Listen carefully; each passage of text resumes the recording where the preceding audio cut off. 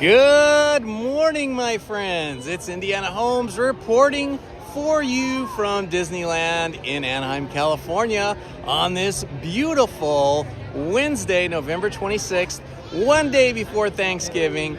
As you can see, we've got our Christmas tree, and Christmas is everywhere, just waiting for Thanksgiving to be over so that Christmas can reign supreme here in the parks. Look at how great City Hall looks. Isn't this awesome? So gorgeous. Wow. How are you all today? It is going to be a warm one here in Anaheim. Surprisingly, it's supposed to be 81 degrees today, which is crazy warm.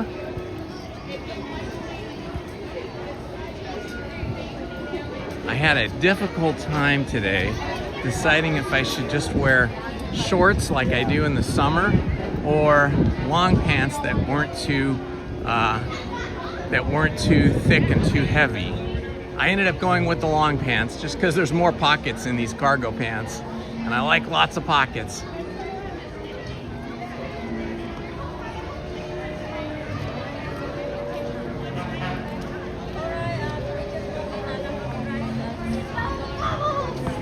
Hello, Mattercam Matt. Happy Thanksgiving to you too, my friend. It is a gorgeous morning already. I'm already feeling like I should have worn shorts, but it was a lot colder where I was coming from than here in Anaheim. It's always hotter here in Anaheim than it is down by the beaches where I live.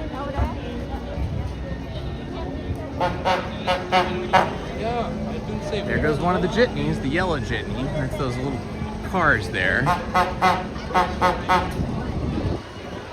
Well, I am excited to be back here at Disneyland one more time before Thanksgiving. And then Lizzie and I will be back here again on Sunday.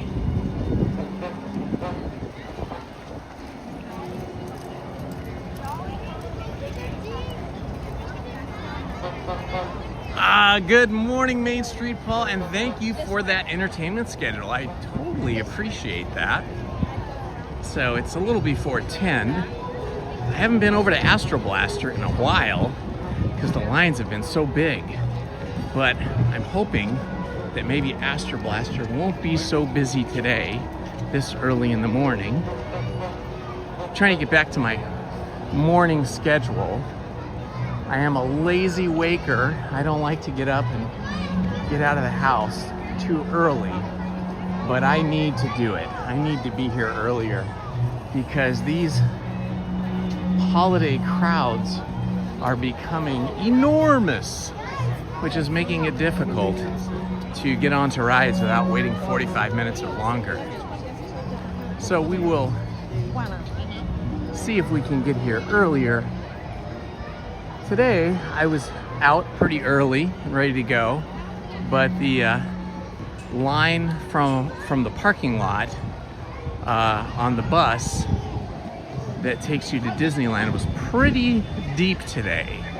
So the bus slowed me down a bit, plus security took a little bit of time.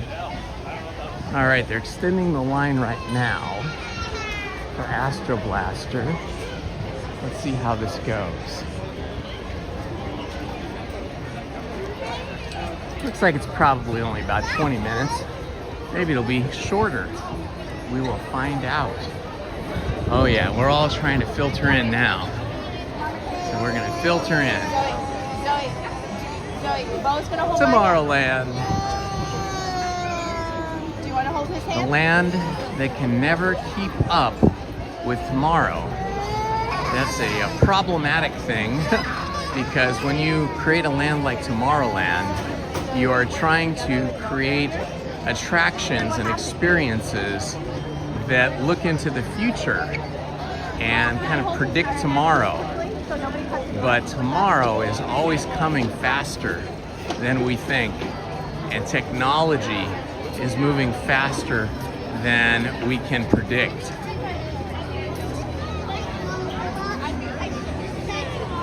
Hello, Haunted Minnie. Welcome. Hello, Chris Call. Good to see you. Thank you for greeting everybody, Minnie. Appreciate that.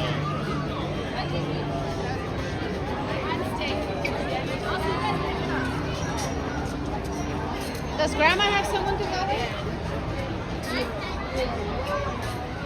It's already starting to feel warm. I'm rethinking my attire today. I should have wore shorts. And wearing my traditional Indiana Holmes jacket is feeling warm already when we're in the sun. But warm is good. You can always peel clothes off.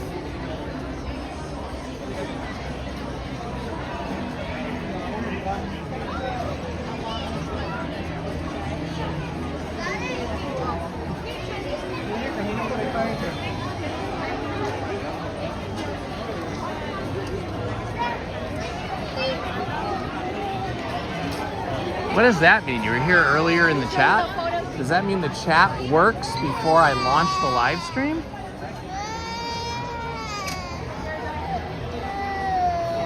Happy Thanksgiving Eve to you too, Christy.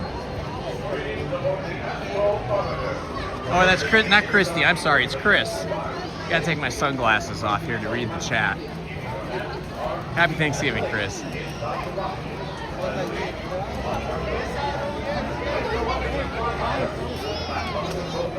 Hello, Mickey Stein.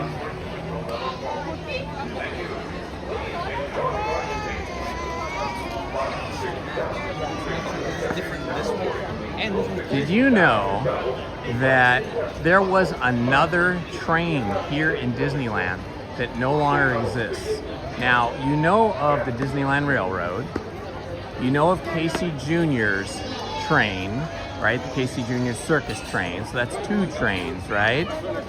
And then you could count the monorail as the 3rd sort of train, right? It's not a car. So even though it's on a monorail, it's still really basically a train. But before there was a monorail, there was another train that no longer exists. And its primary line, or its primary traveling locations, was in Tomorrowland. And no, it wasn't the People Mover either. Not the People Mover. I believe it was called the Streamliner. Stream, as in stream like water, a streamliner.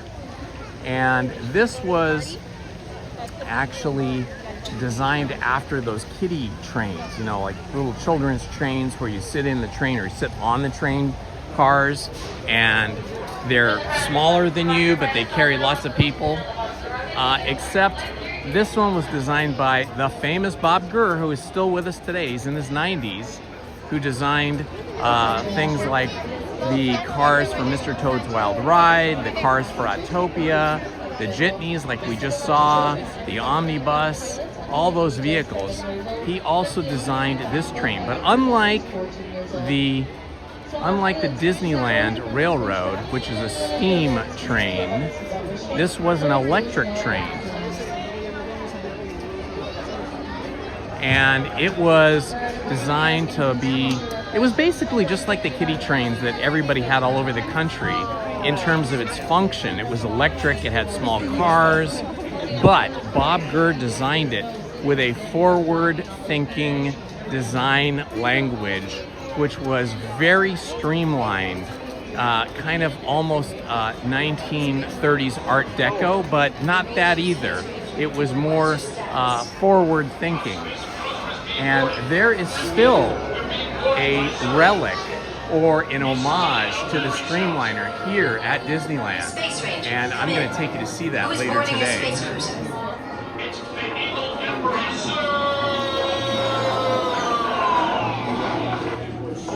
Thank you, Haunted Minnie. That is correct. I will not be here that late.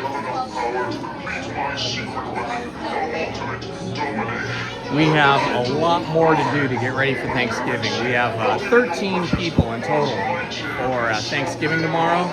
So I spent my day yesterday cleaning and scrubbing and getting things ready, but I still have a lot of other chores to All do. space rangers, report immediately to the briefing room. We need every space jockey we can get. Star Command, do you read me? Come in, Star Command. Sector 9 reporting. We're under attack. Cannot fight much longer. Giant robots are stealing our power cells. Star Command. Attention, all space rangers. This is Star Command. Giant robots have been detected in Sector 9. They are reportedly stealing crystallic fusion battery cells. Those power cells are vital. Without them, we are doomed. Commander Buzz Lightyear has ordered all recruits to report to the briefing room immediately.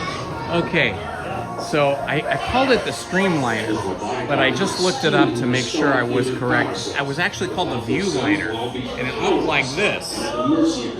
That was the electric train. Star Command picked a fine time to send the new recruits.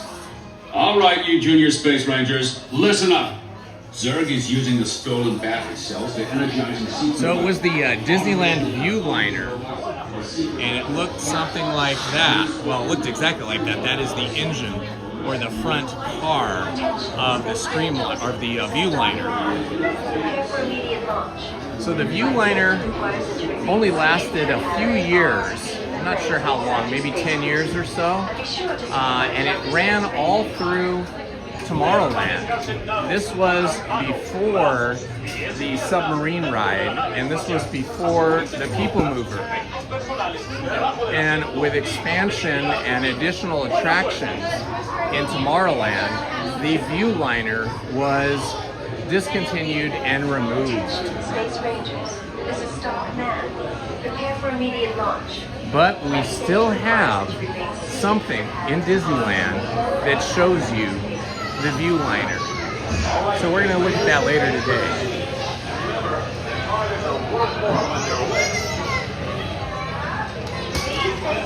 Hi Chris, I will not be here for the holiday parade, the Christmas Fantasy Parade, because I got to get home and get ready for Thanksgiving. But you can see that on my channel. All you got to do is search for it, and you'll see, I think, the daytime parade, maybe the nighttime parade, but I've got both the day and nighttime parades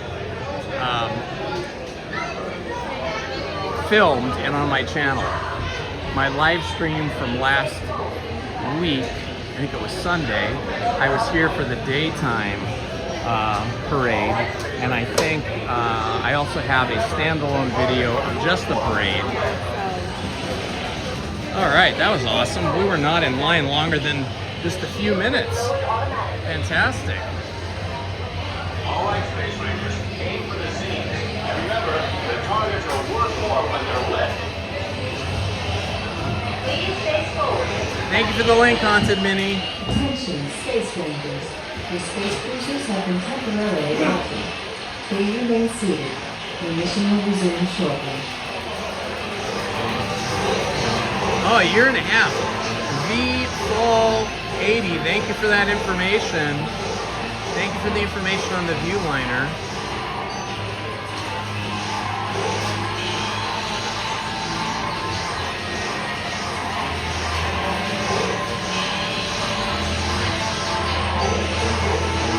Thank you, Main Street Paul. I appreciate it when you guys do things like list the entertainment schedule for me. That helps. All right, we are stopped at the moment, waiting to get in.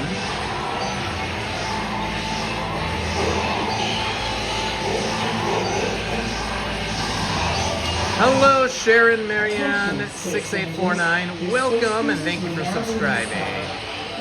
All right, we're gonna try and beat my high score, which I believe, if I can remember, was about 160,000 and change.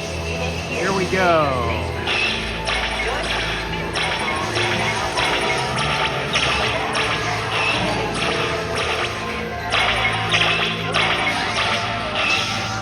Oh yeah.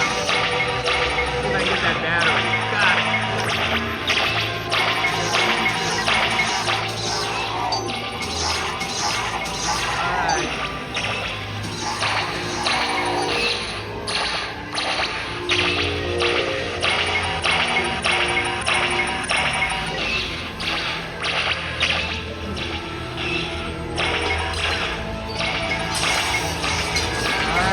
everything.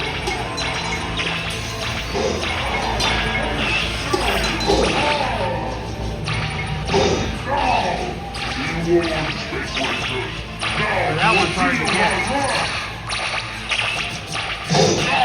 I'm having trouble now. Impossible. No one can aim so precisely. Lighting up. Resistance is pointless. Oh boy, they made this harder. Things are not lighting up. Alright, there's some invisible ones in here. These ones in the dark are kind of hard to see.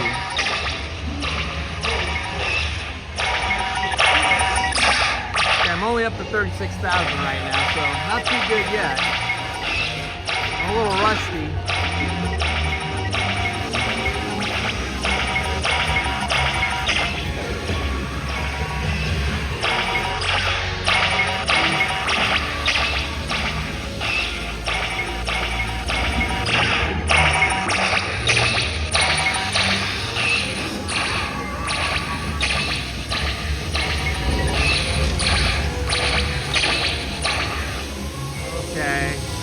There's one way up there. Got it.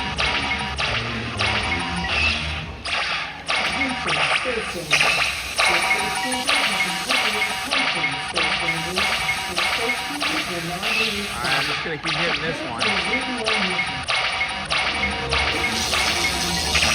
Temporarily stop.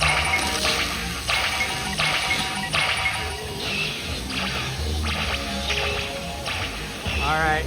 Here we go.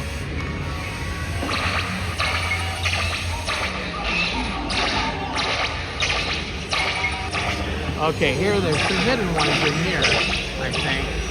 These ones are hard to see and hard to find. Harder to hit. There, I got one. I'm up to 94,000. That's not terrible, but it could be better. Uh-oh, out of trouble here.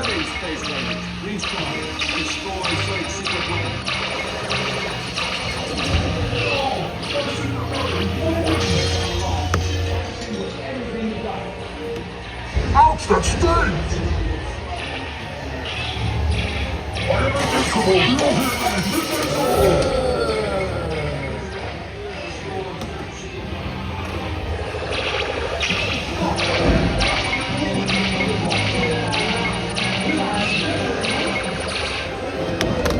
Uh-oh, we're running out of things to shoot now. I'm only up to 128,000. Yes, we will return Zerg to the store. He is a bad toy. And that was it. I got the 128,900. Not terrible for being a little rusty. To holster those blasters. Mission accomplished, Space Rangers. It's been an honor serving with you. Check the status coordinates. Hello, good Godzilla fanboy. Good job, Space Rangers. Exit Space Cruiser to the right. Good job, Space Rangers. Exit Space Cruiser to the right. Good job, Space Rangers. That did not aid. Alright, so I am just still a Space Scout. It is so hard to get out of the Space Scout rank. I think I've been in Space Scout rank now for months. I cannot break through to past the 300,000. That's okay. They're in all the aliens and all the fluorescent kind of paint and stuff. I love it.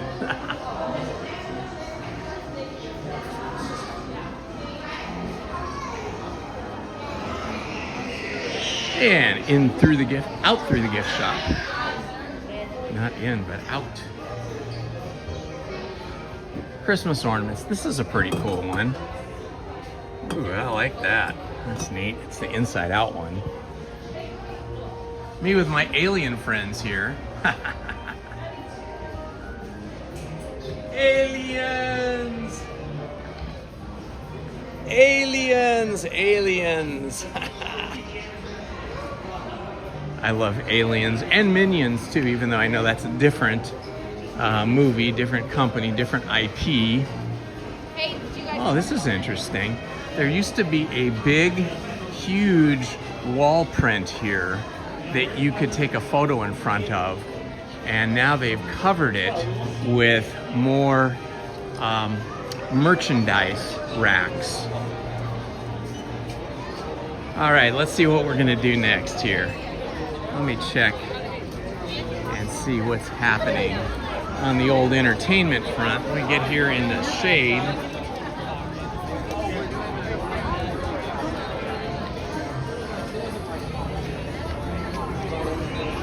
All right, just checking wait times, see what we're gonna do next before it gets too hot. All right, Alice in Wonderland, 25 minutes. Autopia, 15 minutes. Big Thunder Mountain, 35. Buzz Lightyear, 15. Casey Jr. Chippendale Gadget Coaster. Casey Jr. is only 5 minutes. Davy Crockett, I don't want to do that. Dumbo. Finding Nemo. Too bad we can't take in the Finding Nemo submarine. There's no cellular coverage in those submarines. Whoa, Indiana Jones is at 50 minutes. Small World is only 5 minutes. King Arthur Carousel. Many Adventures of Winnie the Pooh.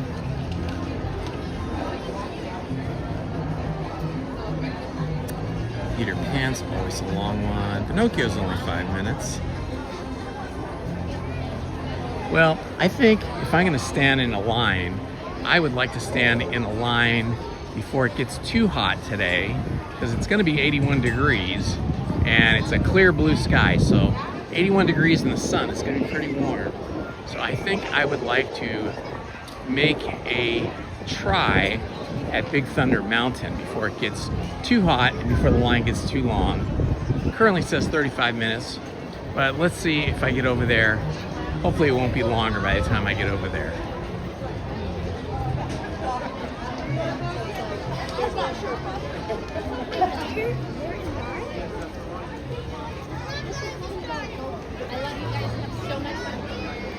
How is everyone today? Are you guys getting ready for Thanksgiving? Those of you that are in the US of A.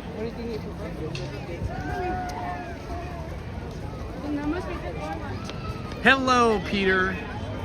Bootstrappers at 10:30. Let's see, what time is it now? Ooh, 10:12. Let's see if we can get to the Bootstrappers.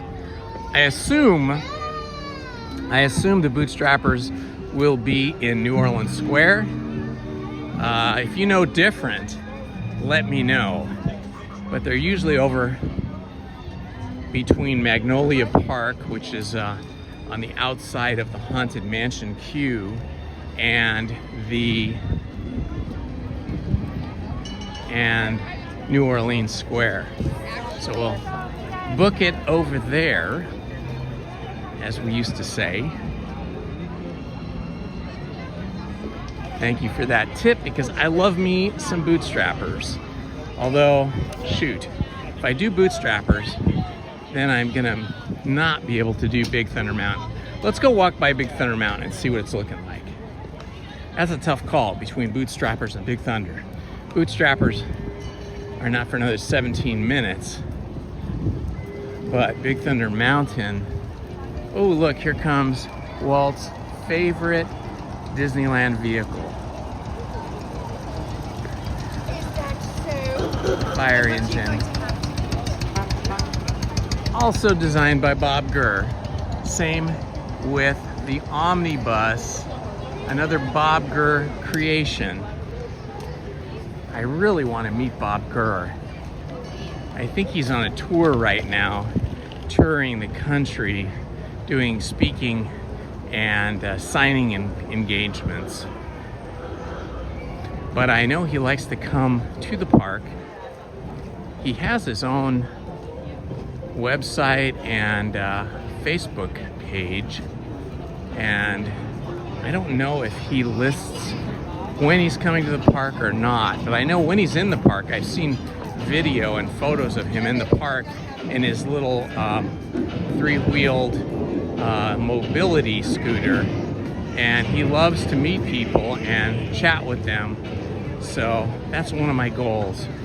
I want to meet Bob Gurr because he was one of Disney's original designers for Disneyland and was a Disney artist at the animation studio prior to that. I don't think he was an artist like designing animation. I think he worked in some other area of production. Maybe it was engineering, I'm not sure. Okay, let's see what it's looking like over here at Big Thunder Mountain. Well, it says 35 minutes. I don't think it's gonna get any shorter. So, I guess this is my one chance to get on Big Thunder Mountain today. So I'm gonna just, I guess I'm just gonna do it. And hopefully it won't be too long. Okay, let's time this. It's 10:15 and I'm just now getting in line.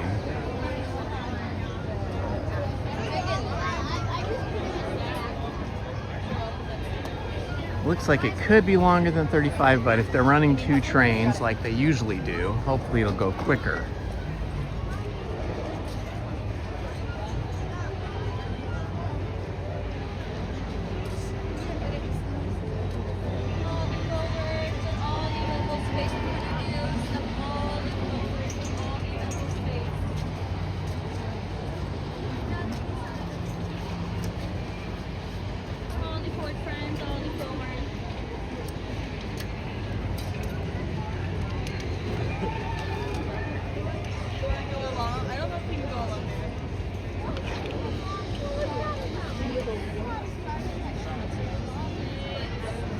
So here's some interesting stuff I've recently learned.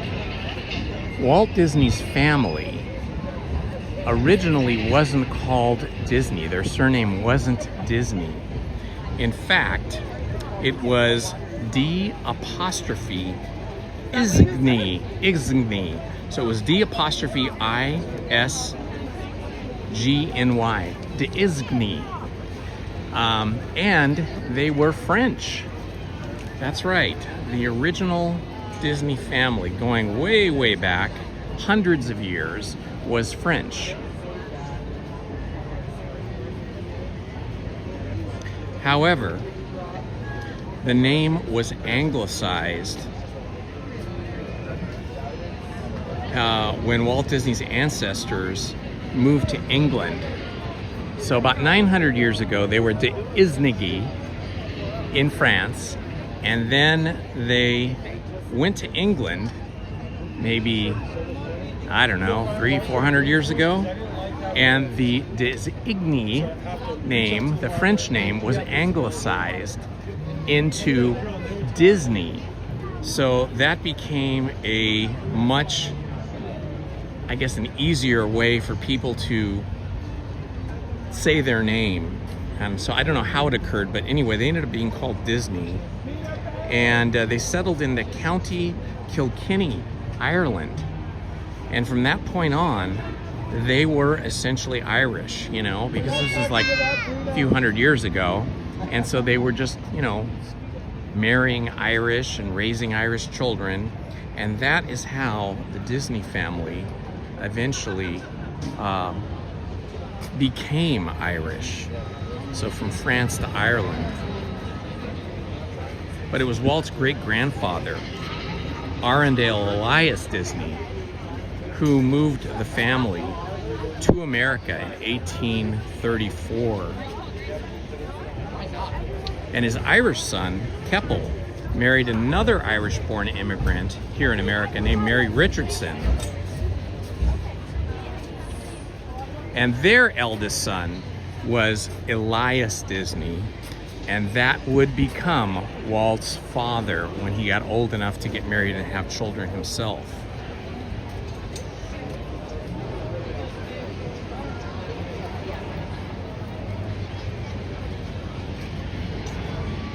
So, some interesting things I learned recently about the Disney family.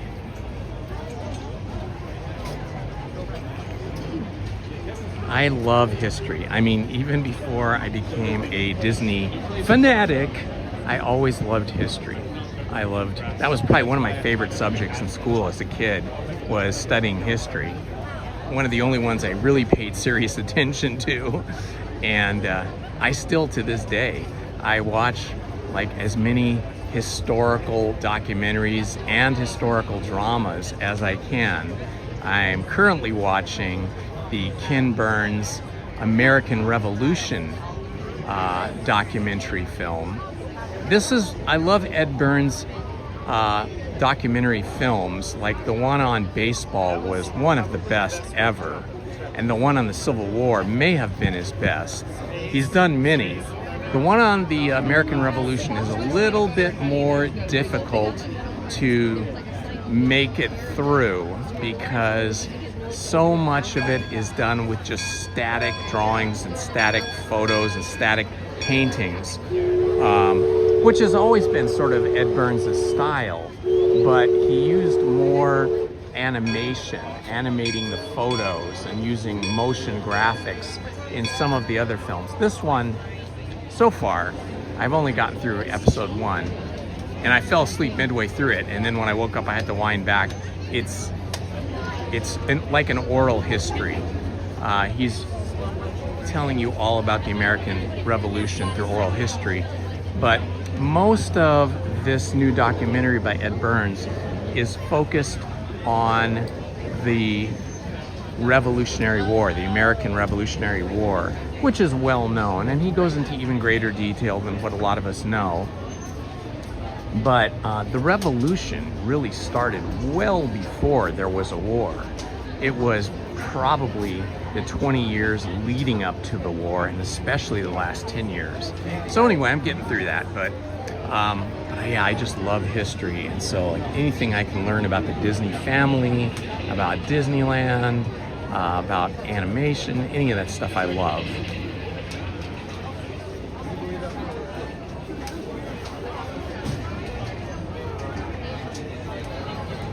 Yeah, me too. I always watch the Macy's things. Hi, how are you?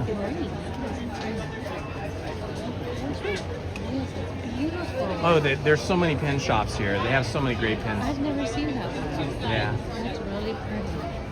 Really. Thank you.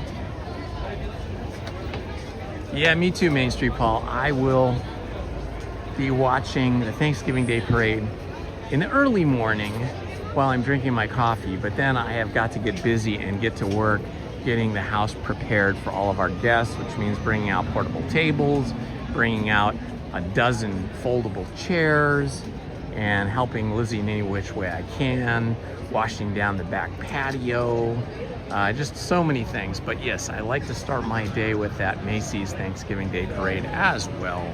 I love all the marching bands, and the floats are great. And of course, the inflatable balloon animated creatures or cartoon characters are awesome. Hello, Tiffany Johnson. Welcome, my friend.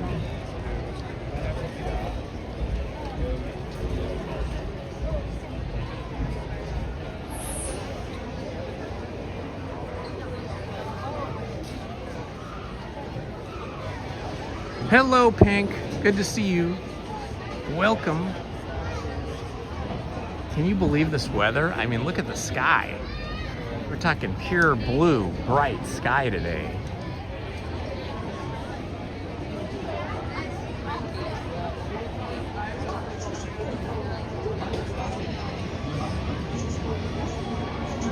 One of the things that I find interesting about Walt Disney's life is his father, Elias Disney, who had so many different jobs. He started so many enterprises and had success and failure in so many of them. I think in his roots, he was really a farmer. That's what he loved. But farming was hard, and we didn't have modern irrigation like we do today. So a drought could just wipe out a farm in like 1 or 2 seasons. And he went through all of that. He had farm. His brother moved to Florida at one point, and so then he went down to Florida. He had an orange grove, of all things, at one point. Elias Disney did.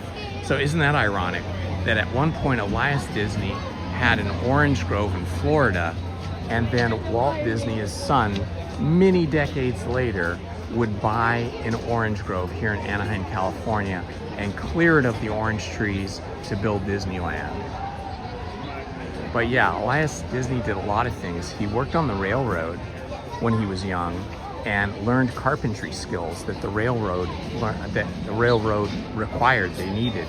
So he was a railroad carpenter for a period of time, and he helped work on the railroad coming from the East Coast to, I believe it was Colorado, where his job ended. At that point, they didn't need carpenters, and so he left at that point. And he had bought land in Kansas where he had a farm, and the farm worked for a while, but it required all of his sons to work the farm with him. And eventually his two eldest sons left the farm when they got old enough, and that made the farm as well. They just needed more human power, more manpower, and so eventually he had to sell that farm. I think I'm trying to remember when Walt and ruffians, we'll say, and the kind of crime went to Marceline, Missouri, which was a law.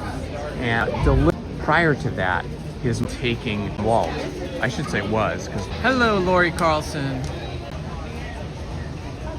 Or Ronman, I can't quite read that in minutes. This feels, let's see, we got in line at 10:15, so we've almost.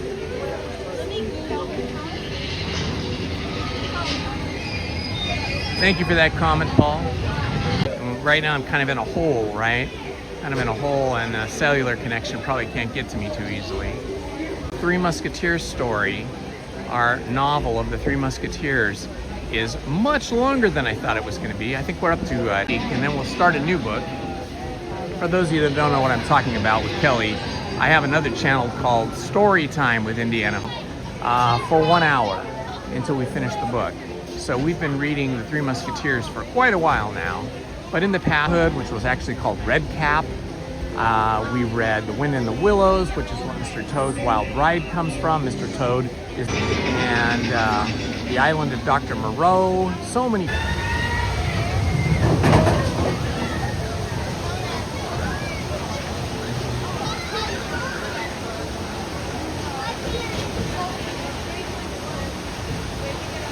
Yeah. Thank you, Main Street Paul. Yeah, I'm considering lowering the bit rate on my live stream. Currently it's set at 3000 BPS, and I'm wondering if I lower it to 2000, if the quality of the video will still look okay, but improve the live stream connection. I don't know. I'm gonna have to experiment with that offline when I'm not live streaming. I'll have to do like a private live stream to figure that out. I love this part right here where it really feels like you're in an old western town right over a river, and you can see up here you've got your waterfall coming down underneath the train tracks. I just feel like this was such a great design. Idealistic, you know, it's like an ideal design for an old western town. We got Rainbow Bridge, Spiral Butte, Coyote Canyon, and Busted Flats. I think we're gonna see the train right about now.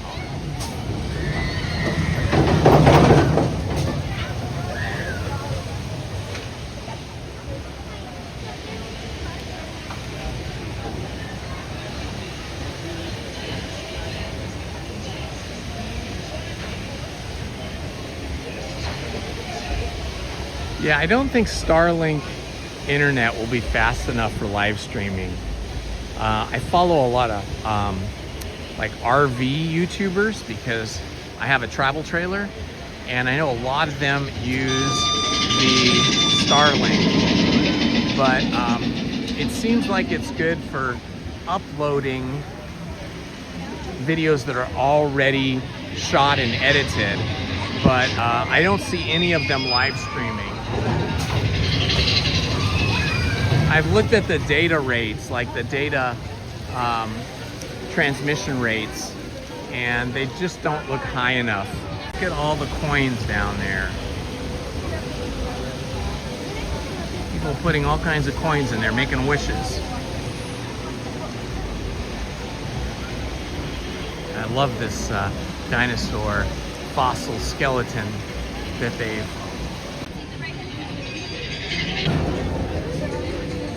where like they would meet a boy, like name of that game? I was just a little kid. This is a long time ago, but it sounds familiar.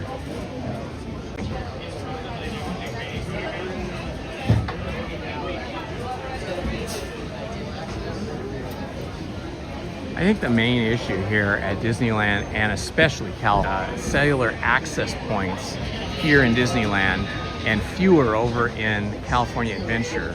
And cellular access points, they work as receivers for cellular. All, you know, park and two on the outskirts of the park. So that's the main problem.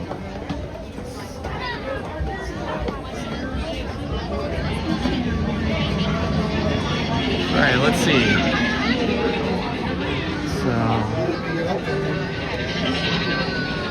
So we're definitely beating the 35 minutes.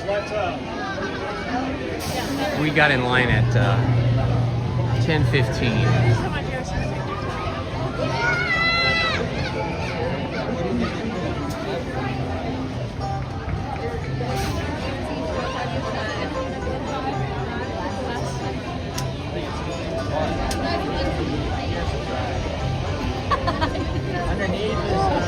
This is one of my favorite rides at Disneyland.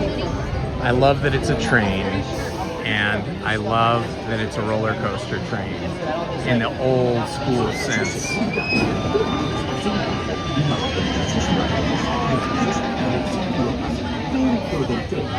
Excellent Main Street, Paul. That's a great camera. I have the DJI Pocket 1 or 2. I think I have the Pocket 2. Yeah, DJI Pocket 2 that I used to use before I was live streaming. I would just use that to shoot. The reason I stopped using it is the DJI Pocket 2 didn't have very good low light exposure. So when I was inside dark rides or like the Haunted Mansion, it was like too noisy, too grainy. So I eventually went to another type of camera. Here. Row 3. Thank you. You're welcome.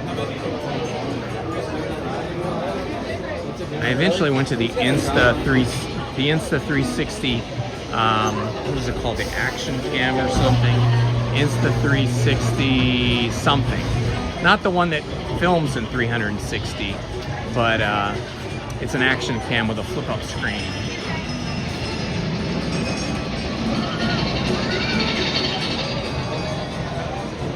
See if we see this train come up over the top.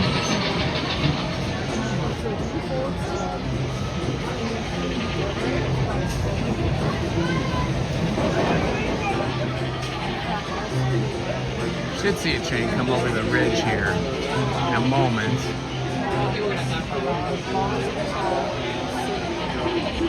All right, where's that train? Should see it any moment.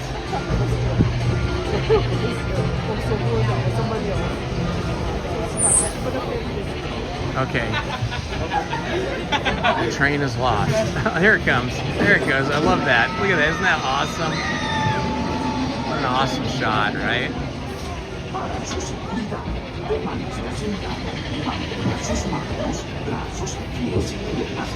All right, my friends. So we have made it on here in under, let's see, 39, in like 25 minutes. We made it in 25 minutes, I believe.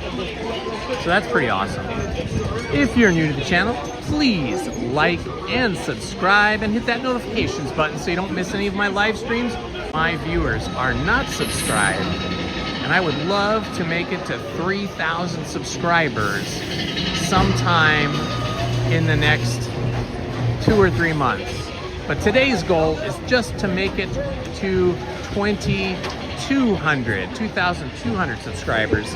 I think when I got up this morning, I had 2,190. So it'd be awesome if I could get to 2,200.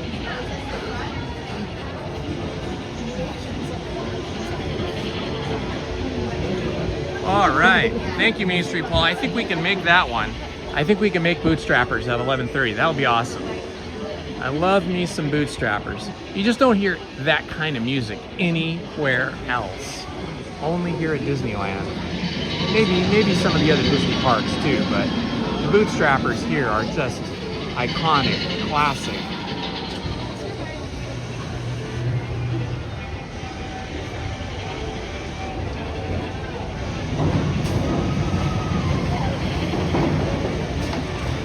All right, here comes our train. I'm gonna be in row 3.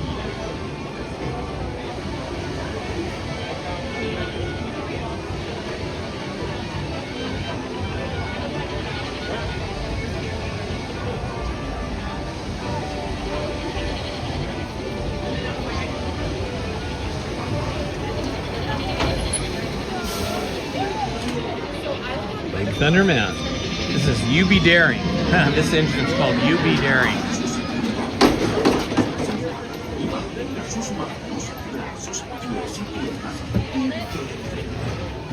All right, my friends, I will not be talking during the ride. We'll just enjoy it together.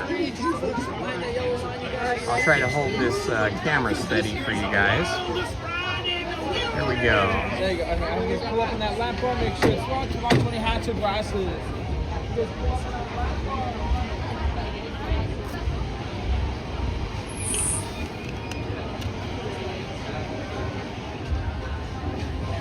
All right, here we go, guys.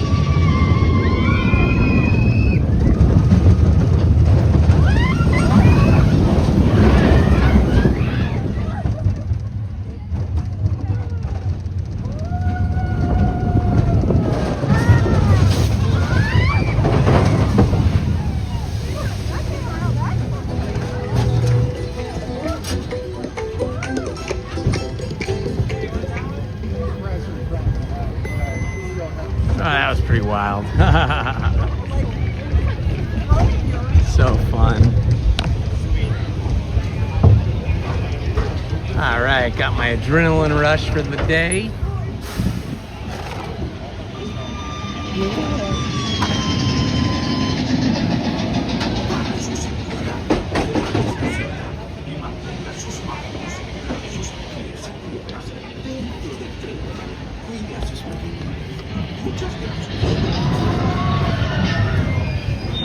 Thank you.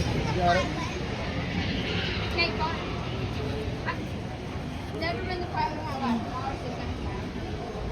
Oh, that was great.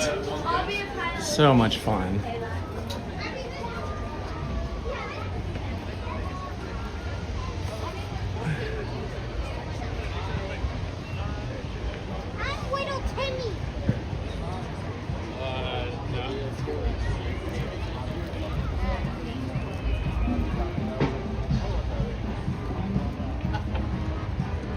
Ooh, I hear the Disneyland band right in front of the Golden Horseshoe. Let's see if we can catch that.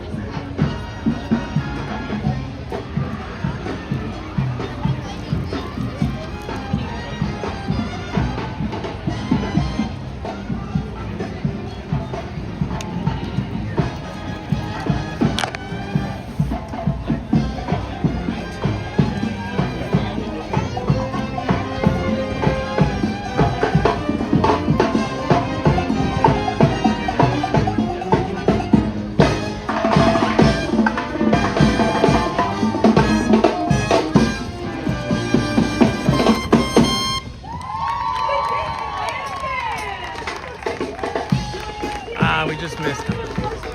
They're leaving. Just missed them.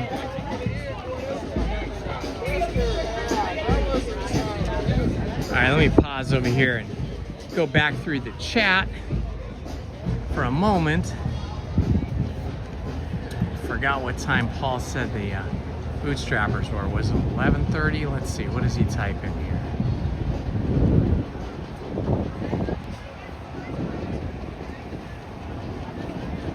Pretty view this is, right?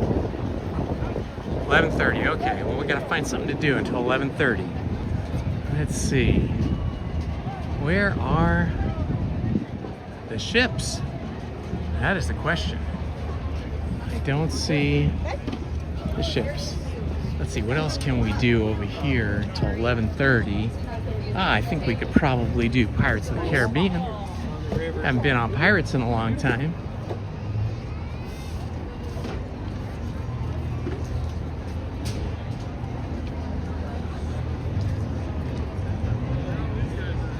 Zippity-doo-dah, zippity-yay. My, oh my, what a beautiful day. Or is it a wonderful day? What a wonderful day. Plenty of sunshine coming my way. Zippity-doo-dah, zippity-yay.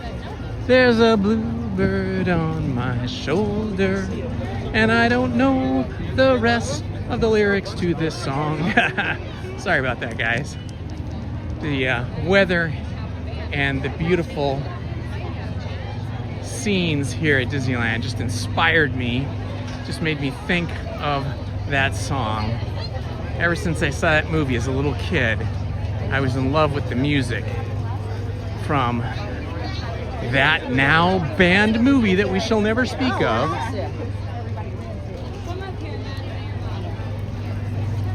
But the music and the animated characters were wonderful in that film. This is quite the line for Pirates of the Caribbean here. Very long line, but hopefully we'll get through, see the ride, and catch the Bootstrappers on the way out. Well, in that case, that would be the hot ticket. That's gonna, so for here, if you just go straight back and then go to the right, it's gonna be on your left, right next to the train station. You need the bag?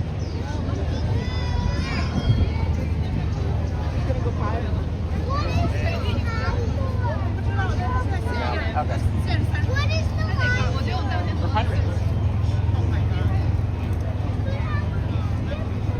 All right, let's see how this line moves. It's backed up pretty far, but hopefully it'll speed up here.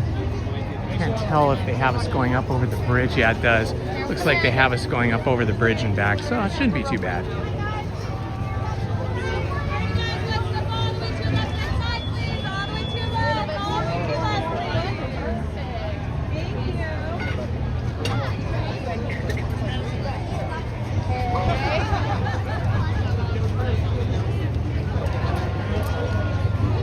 I wonder if that pirate, you know, at the very end of Pirates of the Caribbean, we had those 3 pirates that were shooting at each other.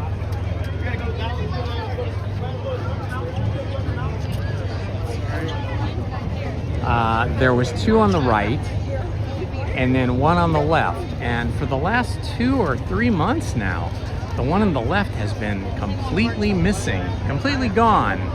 And I wonder if he's been taken out of service because he had mechanical issues and he needed fixing, or if they've just decided to get rid of him altogether.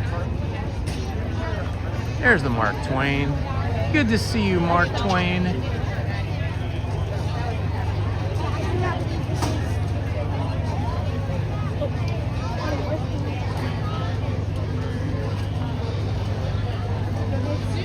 I think of all the rides here at Disneyland, Pirates of the Caribbean has probably changed the most and yet still stayed the same. And what I mean by that is that the original character story has been changed over the years.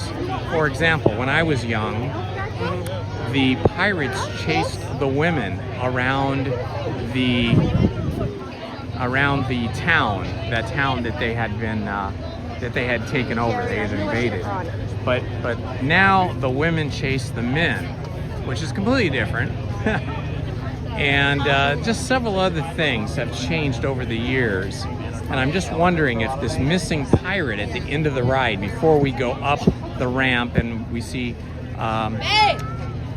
Jack Sparrow in his little alcove there, I wonder if that's another permanent change where that pirate is just gone now. And then of course adding Jack Sparrow to the ride was another big change. He's in 2 places in the ride. He's hiding amongst the mannequins and clothes near the well dunking scene where that one man is being dunked in the well, and he's hiding over there, standing up. And then he's also at the very, very end of the ride when you're coming up, when you just start coming up the ramp so that your boat can go to the exit. He has his own chair and all his stuff, and he's chatting with us a bit. So that was another big change. And of course that came because of the Pirates of the Caribbean movie, which was of course inspired by Disneyland's Pirates of the Caribbean attraction.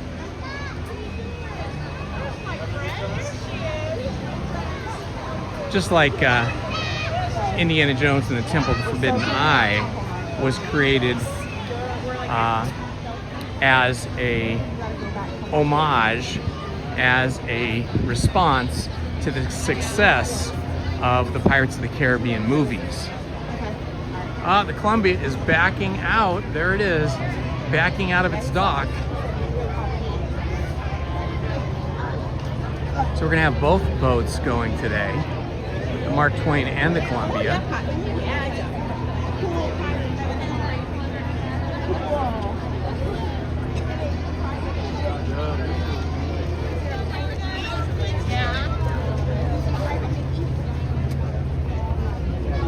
All right, we're moving pretty quick. I think we'll be in there in the next 10 or 15 minutes.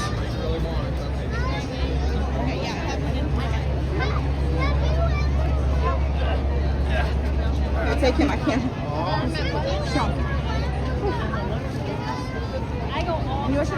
You are welcome, Mike. My pleasure. This is my way of having fun. Ender, look.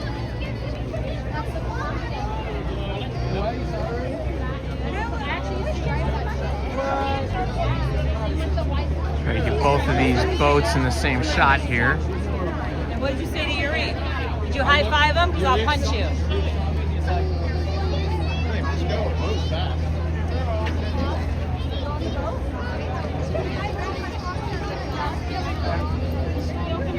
Godzilla fanboy, happy birthday, my friend.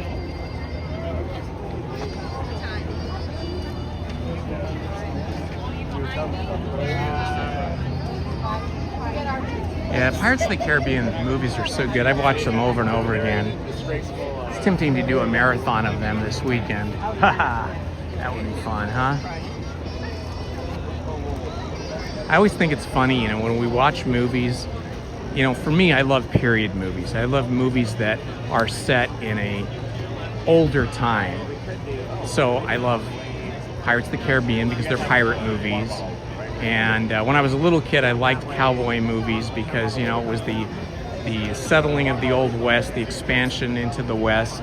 And that was something that was unique. And I love those old, not old, but I love now the TV series that they have on Netflix and other channels like HBO, where they explore the lives of various dynasties of kings and queens of England and France. And I just love all those period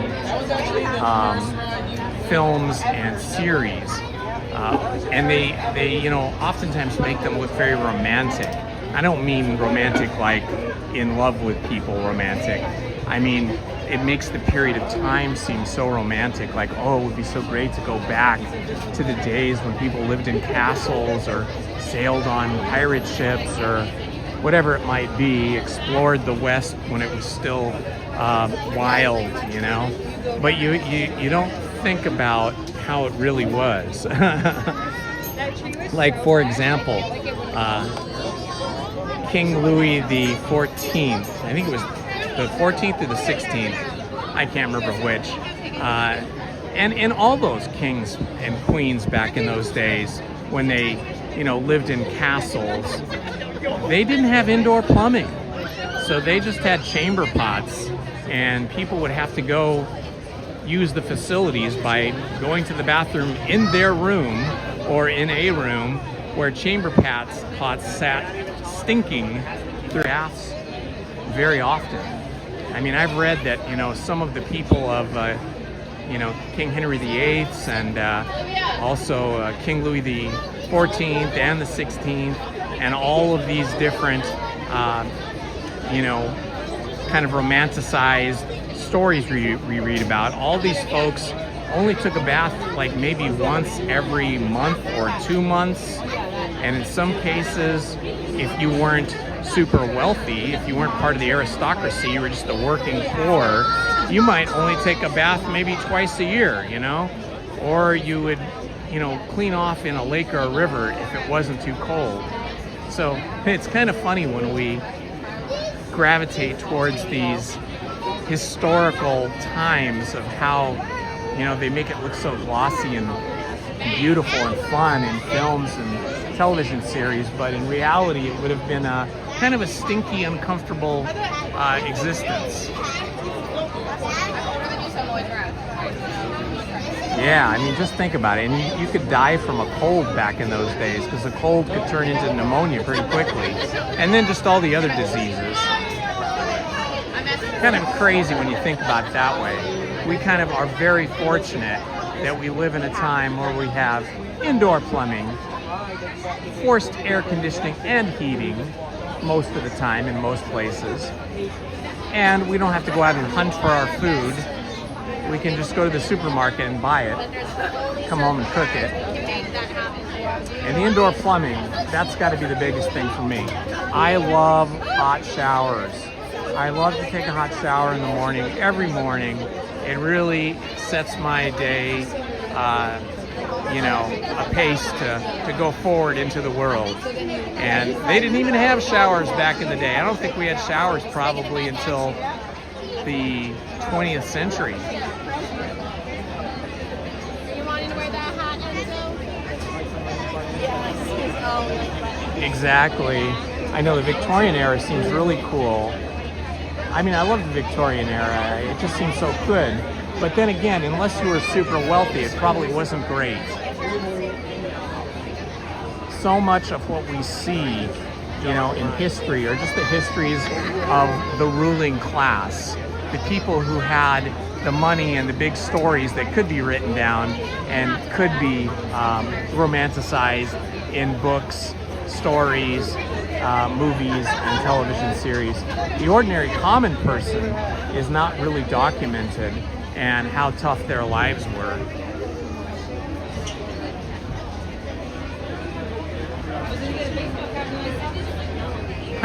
No, there was no Disney Bit live streams back then. Just think all the technology we use today, guys.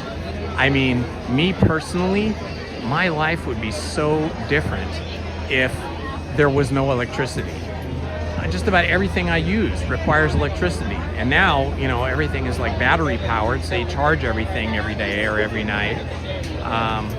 My whole career as a art teacher, college professor wouldn't even exist because I focused primarily on digital. What I did is I taught digital applications, you know, when they were still kind of new. Graphics software like Photoshop, Adobe Illustrator, PageMaker, and then later things like Maya, 3D modeling software, and then of course film, which wasn't necessarily required to have electricity, but when I was teaching film for the last 20 years, or for the last 20 years of my career, it was all digital cinema. So it was all digital cameras recording movies and editing on computers. So I couldn't have done any of that. My students couldn't have done any of that without electricity and computers.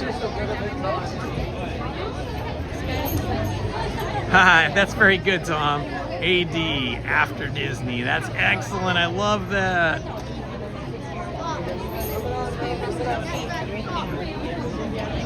Newspapers, right? Well, we had newspapers.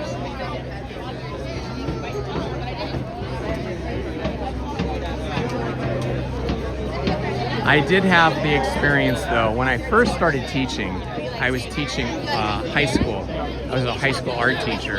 And one of my duties was that I was in charge of the high school yearbook. And when we first started doing that, we did not have computers. Pictures were taken and they were printed up, black and white pictures, and then articles were written up and then typed up, and then everything was cut with scissors or with a cutting board, rotary cutting board. And then we would use wax, hot wax, to do what was called paste up. And you would have the actual pages that were physical paper pages, and you would paste in the photos and the articles, the print, so that you made your layouts for the pages. It was a very time-consuming, laborious process. Thankfully, the high school students I had loved doing it. But eventually, we got Macintosh computers, like those original Macintosh computers that look like a little kind of beige box. And then we were able to use, I'm trying to think of which, type styler, I think it was called, something like that, where we could type up the articles in the computer, and then we would put all of the text on floppy disks, and those would go to the printer.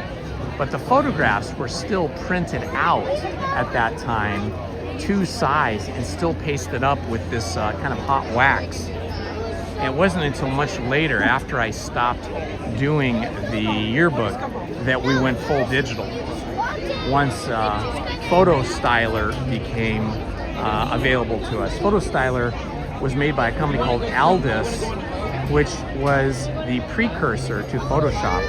Adobe bought Photo Styler from Aldus. I think they bought the whole company. They bought Aldus, and then they renamed Photo Styler Photoshop, and then continued the work of developing Photoshop through the many decades it's been around now. Don't copy that floppy, right? Right? It's so funny, when my kids were growing up, you know, I had some old bits of technology here and there, like a Palm Pilot, which wasn't even a phone. It was just the way you would digitally keep your contacts and notes and a calendar and stuff. And I had one sitting in a drawer And one day one of my girls saw that and she's like, "What is that, Daddy?"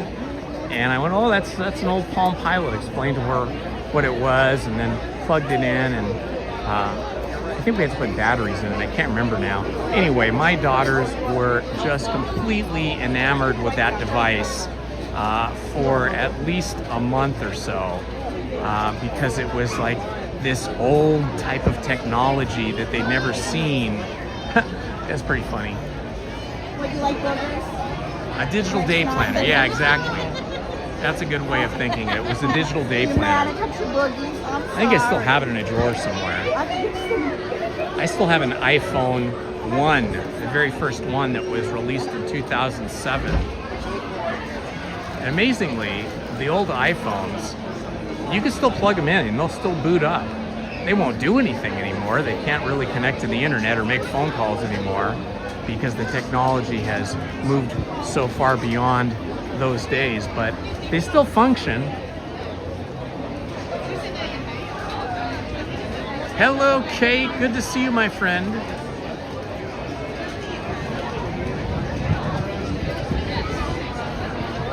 All right, we have 261 people in the chat. Welcome all, and happy Thanksgiving to all of you. So good to see you guys. I'll give you a quick glimpse of me so we can see each other. Hi guys, welcome and happy Thanksgiving to all of you. Please like, subscribe, and hit the notifications button. We're about to get on Pirates of the Caribbean.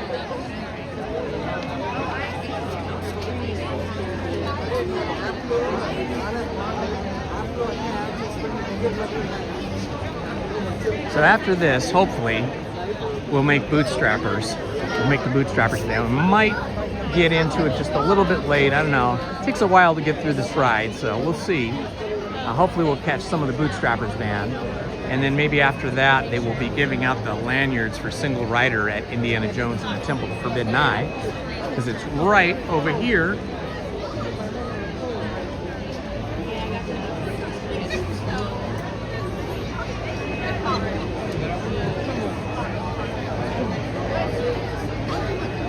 Oh, do I?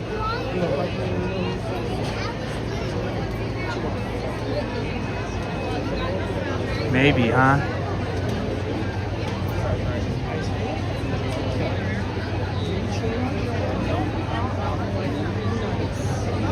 I kind of feel like when you guys come on my live streams and you enter into the chat and say hi, I feel like you're more like friends than fans. I like friends. You can never have too many friends in the world.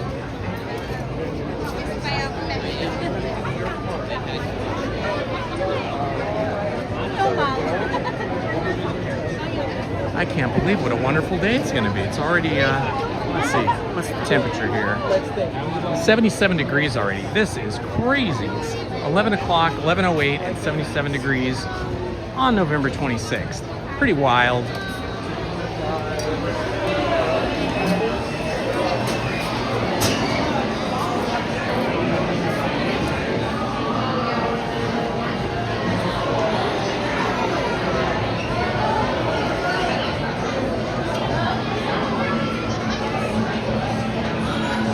Yes, the stinky water. It has a particular aroma that welcomes you in.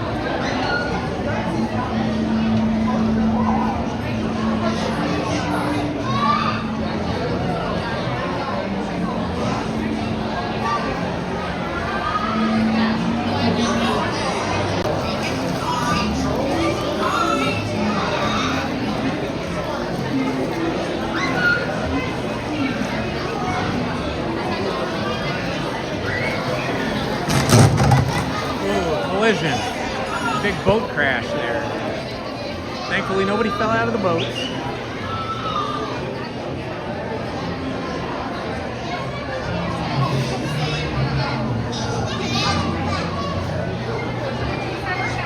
Oh, did you eat at the Blue Bayou, Tom?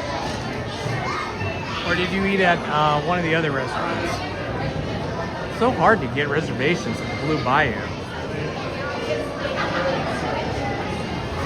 Yeah, bumper boats. That used to be a thing here.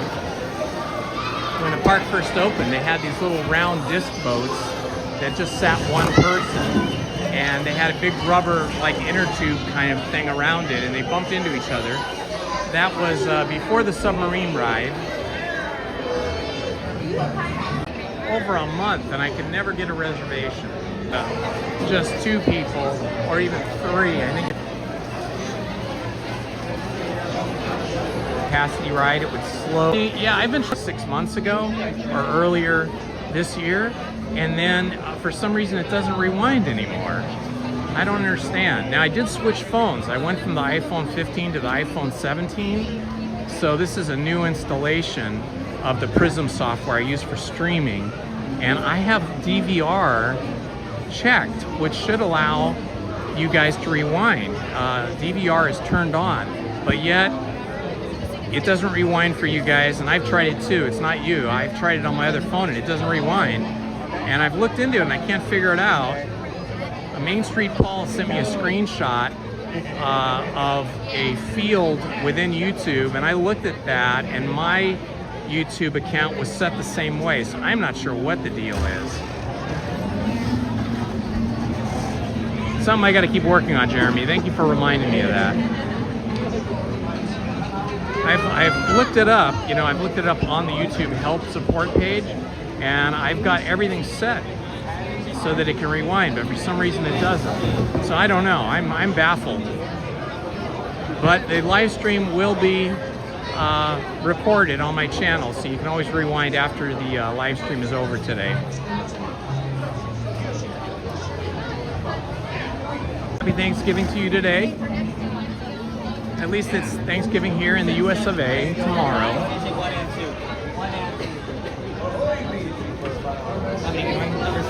Thank you. Perfecto. Wow, right in. Here we go.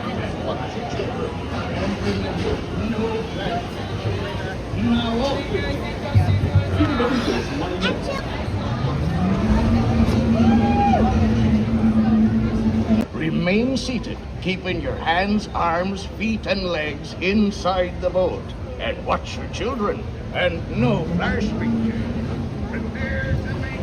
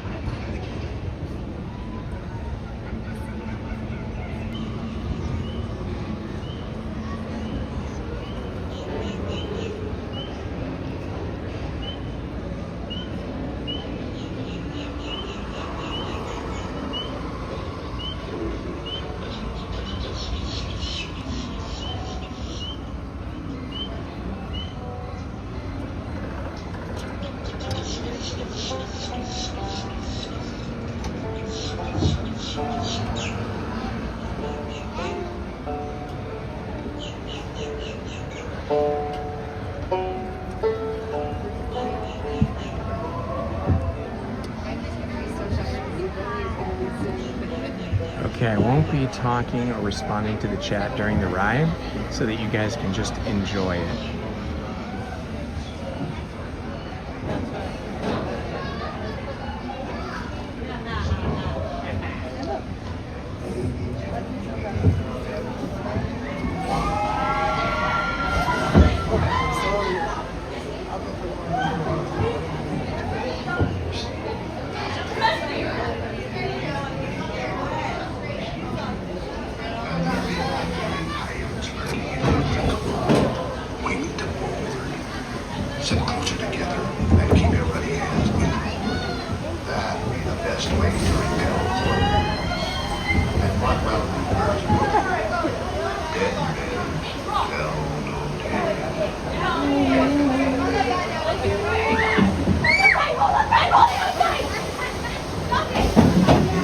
seek an adventure and solve the old puzzle.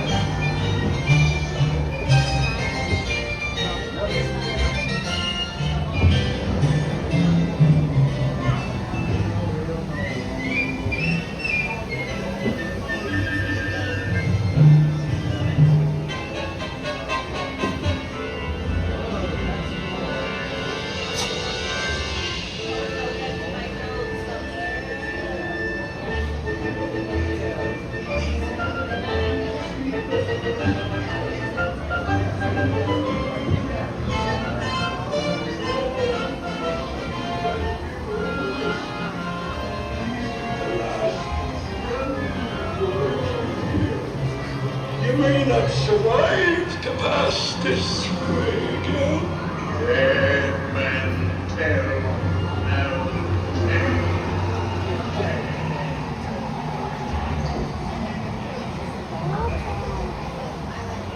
No fear have ye of evil curses, says you.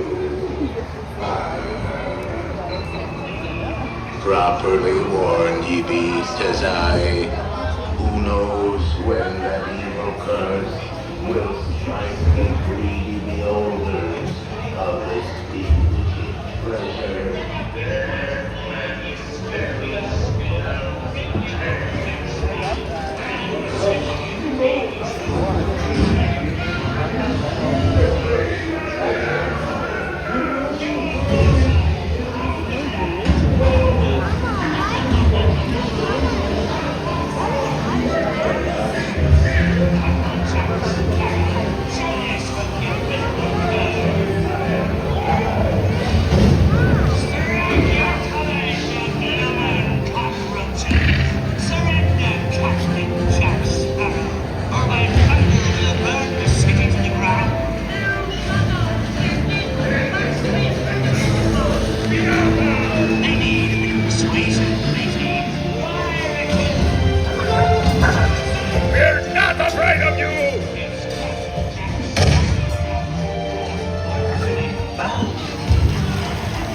Run up your white flag scurvy scum and bring me Captain Jack Sparrow, or I'll be sending you to Davy Jones.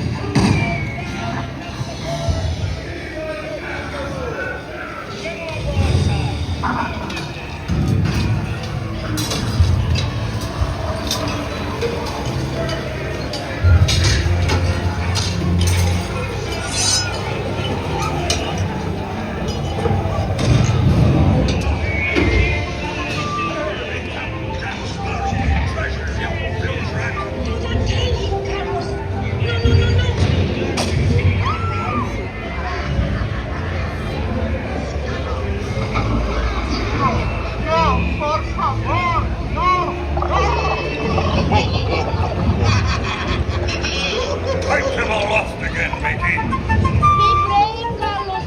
Don't listen to him.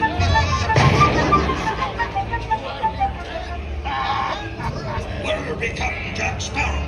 Speak up! Or do you fancy a swim with Davy Jones? Tell him, Carlos. Don't be cheating. Sending him to Davy Jones. It's the rum they want. Drink up, me hearties. Yo-ho!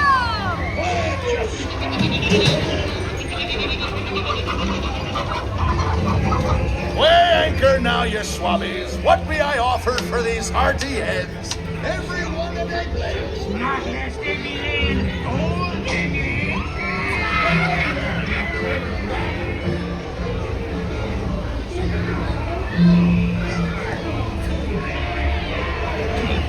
Search all you want, Captain Jack Sparrow.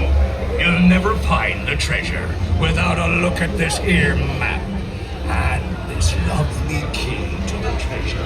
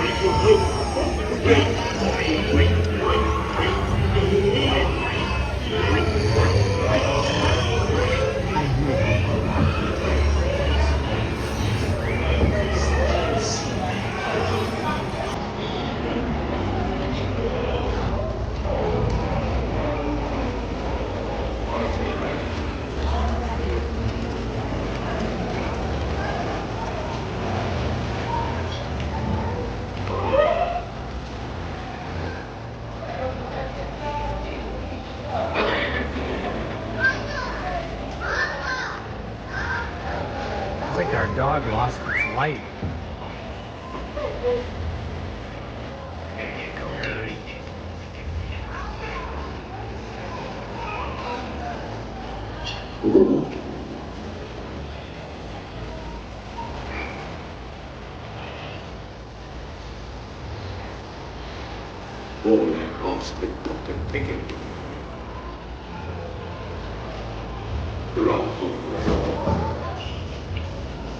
Hello, citizens and business stars. These have please remain seated. Your voice will price going and continue on the trail. Uh-oh. Are we going to be stuck again? The boats are stacking up behind us and in front of us. I have been evacuated off this ride one time before. Could this be another time?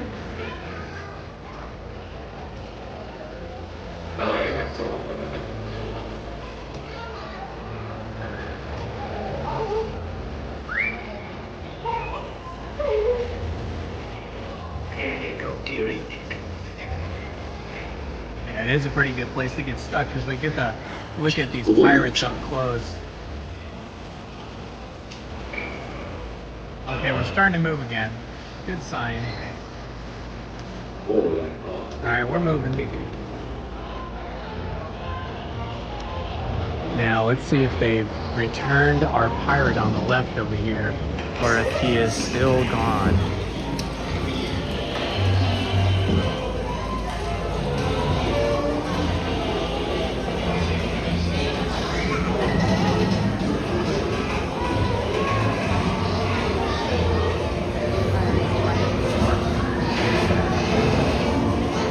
I think he's still gone.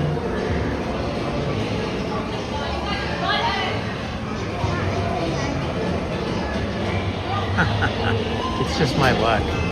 My luck to get stuck. But I think we're gonna make it out today.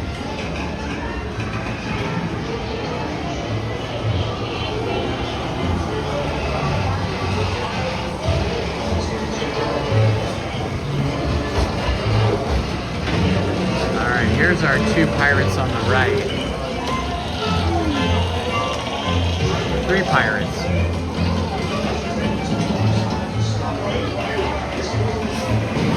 So they used to be shooting. You can see they still are shooting. They used to shoot at a pirate that was over here, and that pirate has gone missing. Maybe they finally found their mark and hit him.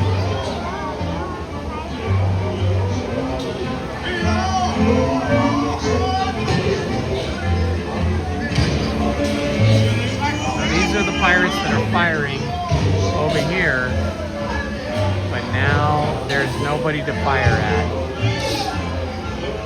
Maybe they thought it was too violent after all these years.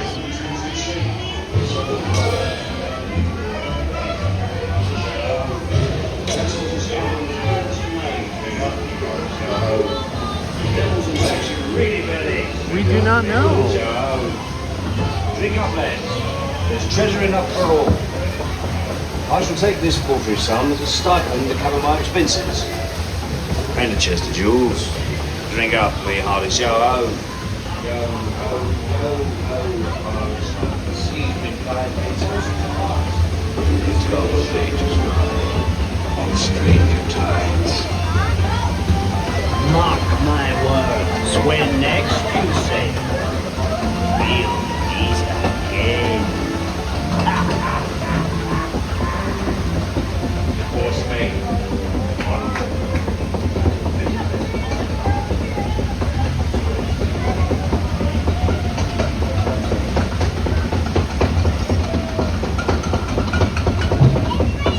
Woohoo! Here we go.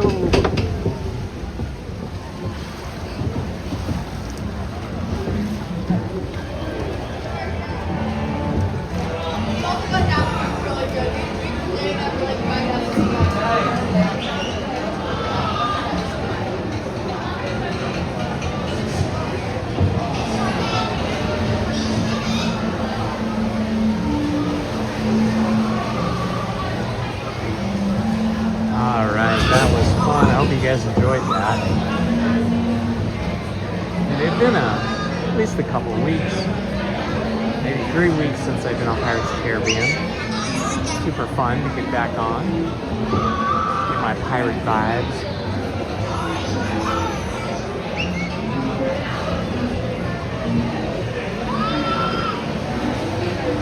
Yeah, that would be fun. Lizzie and I have seen Johnny Depp as Captain Jack Sparrow in the park a couple of different times. There's no mistaking. But his acting performance here in the park is unmistakable. It's probably warm where you are if you're in the desert. 11:32, so we should be just about in time to see Bootstrappers, which should be here at 11:30. So we should be able to walk out right into the Bootstrappers performance.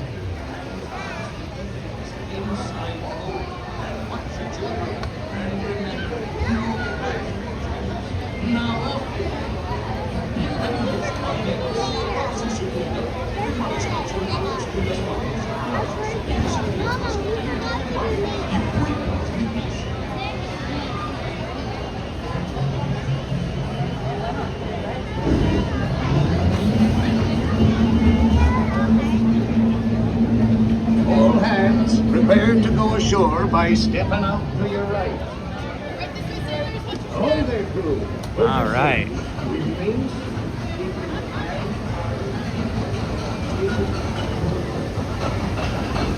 Only got a little bit wet on that trip through. All right, let's see if we are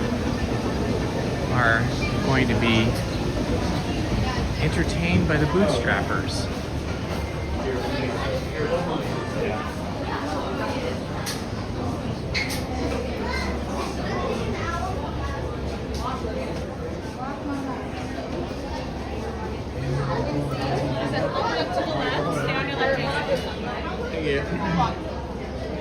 Okay, Bootstrappers band usually plays right over here.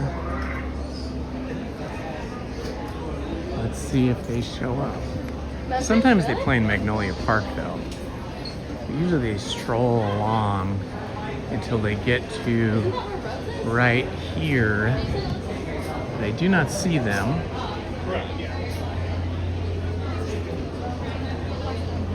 All right, let's walk over to Magnolia Park here and see if they're over in Magnolia Park.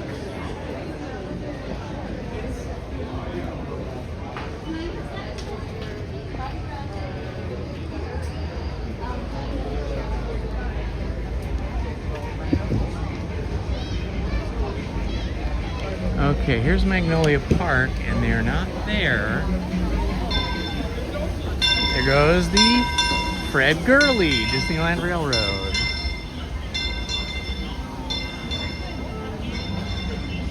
Okay, so no Bootstrappers here yet. So we'll walk back to where they usually perform, and maybe they'll saunter in or do a little pirate march.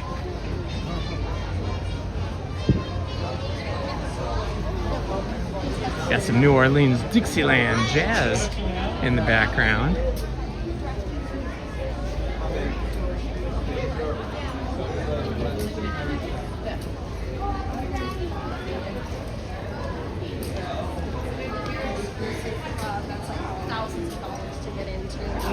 Take a picture in front of it?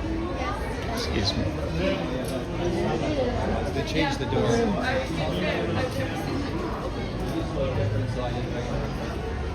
All right, where are our Bootstrappers?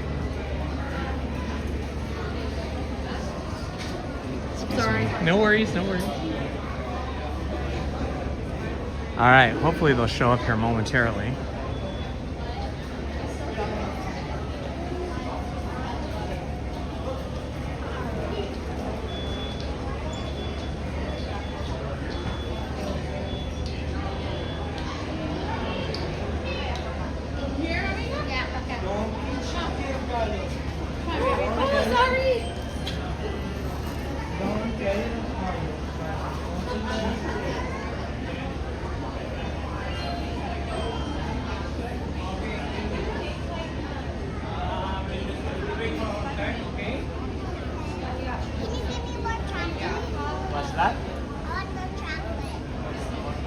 I am just going back through the chat here, verifying that Paul said 11:30 for Bootstrappers. They can be a few minutes late because sometimes they stroll in and interact with guests, but sometimes they are playing in another area. Did you like the ride, Milo? Okay, well, I don't see them. It's 11:36, so I am guessing that they are playing somewhere else. So we're gonna walk out here, see if maybe they're playing out front.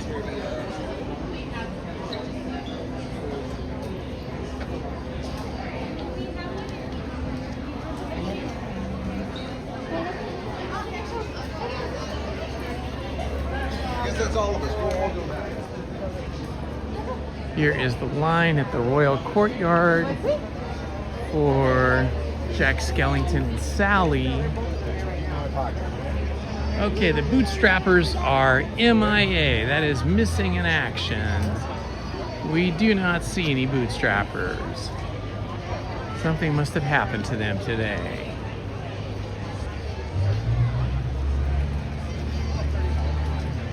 Yeah, I've been wanting to eat at the Blue Bayou too, but we could just never get reservations. It's crazy.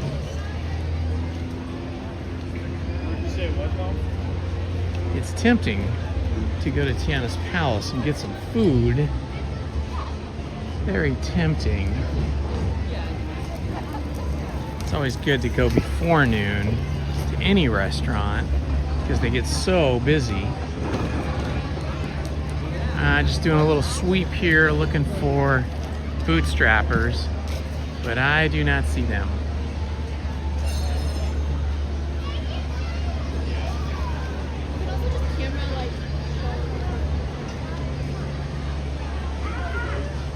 Let's see if they have any special things. Muffaletta sandwich, jambalaya, these are all the normal things they always have.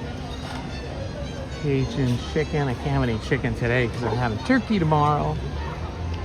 Now let's walk over here to Haunted Mansion and see what the queue is like. It's probably going to be huge, but you never know. It's always worth a walk to find out. Get some steps in today. Alright, looks like they are on the outside of the walled garden. Madame Leota's walled garden queue. Let's see what it looks like over here. It's pretty busy. It says 40 minutes. 40 minutes is not that bad. Although it does look bad. Let's see. Looks pretty busy, but it might be worth it. Hey, how are you? How are you today? Excellent. Text. Stop.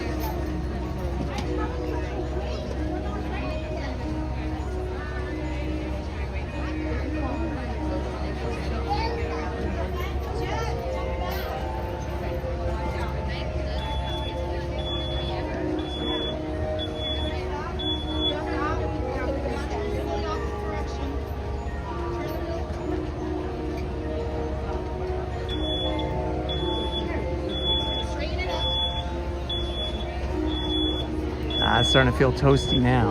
I'm gonna have to roll my sleeves up. Hang on.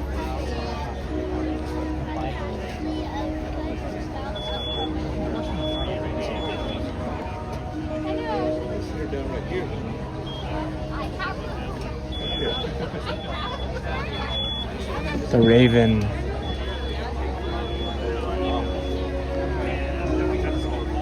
Always hot in this queue when there is no cloud cover.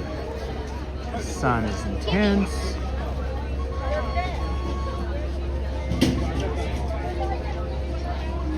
Tente al gato.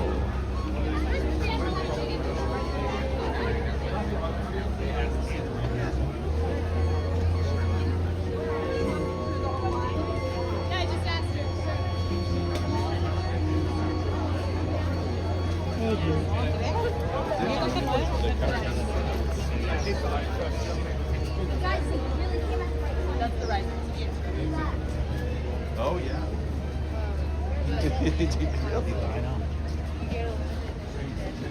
That's like a collector's piece. That's why we came from Broadway.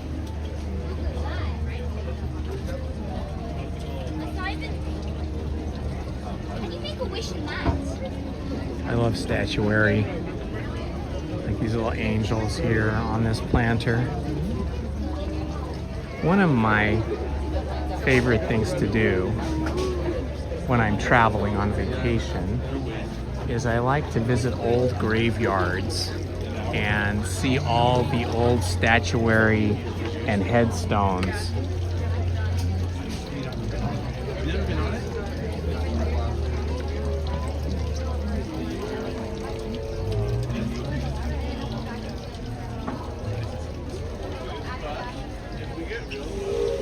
Yeah, I love seeing like the large statues of like angels and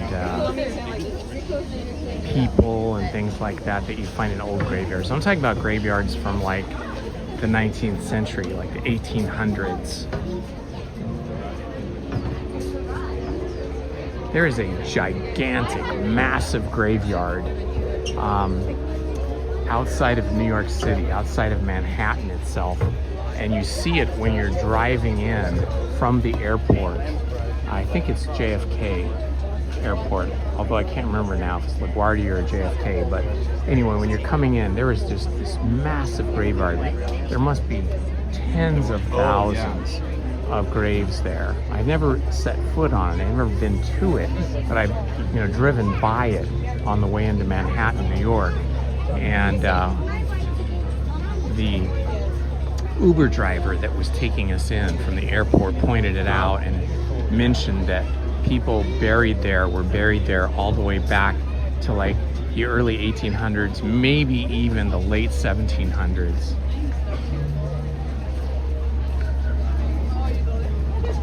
And that particular graveyard had just all kinds of huge gravestones and statues that you could see from the highway.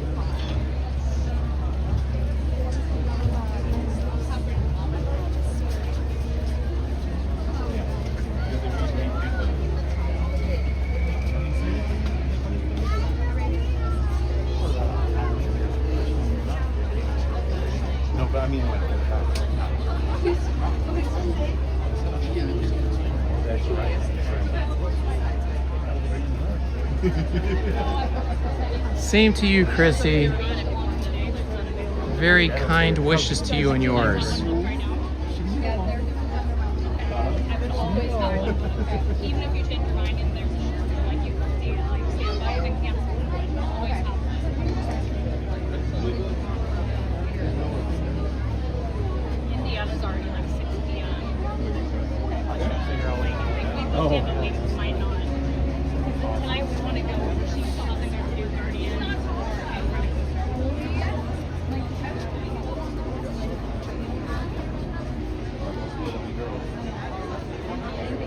You don't want to ride with me? You don't want to ride with Dad? I would. If you're comfortable. It's Jack Skellington greeting everybody atop a jack-o'-lantern. If you look closely, he is staring at a snowflake. He's like staring at or through a snowflake. I don't know if you guys can make that out.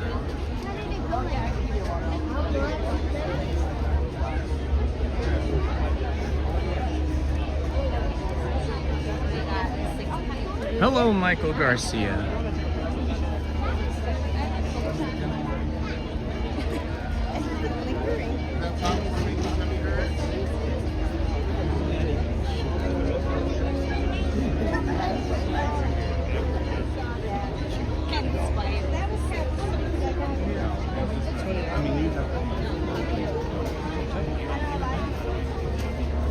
Thank you to everybody that has subscribed today. I thoroughly appreciate it. Very kind of you to do so.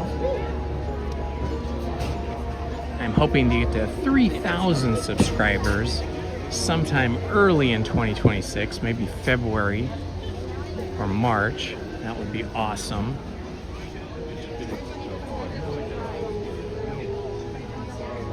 I will be coming to Disneyland more often in December. At least 2 times a week like I usually do, Wednesday and Sunday, but I will try to add Fridays or Mondays in as well.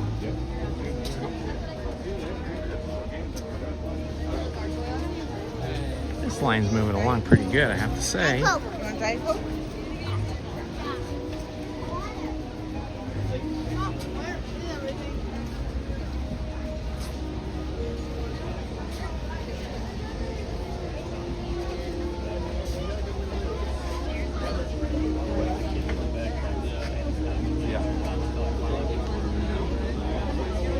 They did finally. I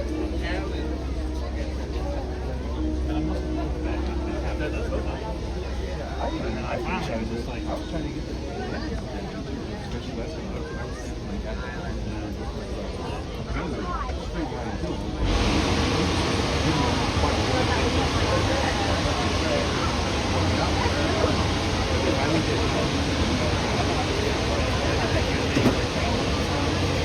Okay, they have just opened the greenhouse queue, so that means the line is a little bit longer than I suspected.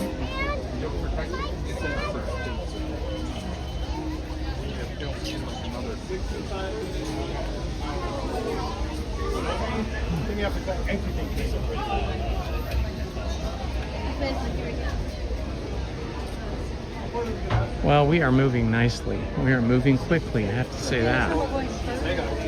It's like they open up the greenhouse queue. This is the greenhouse queue here, which they only open up on the busier days. And they just opened it up, but it is moving quickly, so that is a really good thing. Do you think they're gonna change that now? Yeah, it's too late. It's too far. Getting our steps in today.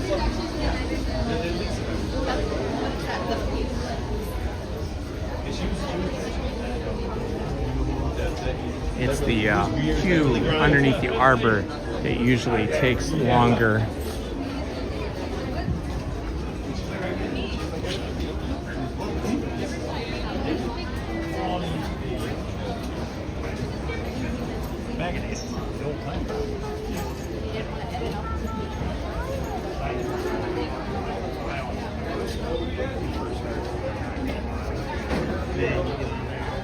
Hi Shane, well I'm glad you think we're getting good service. It really depends on where you are in the park. It can be very spotty and it can be, you know, it is very unpredictable, the cellular connection. A lot of times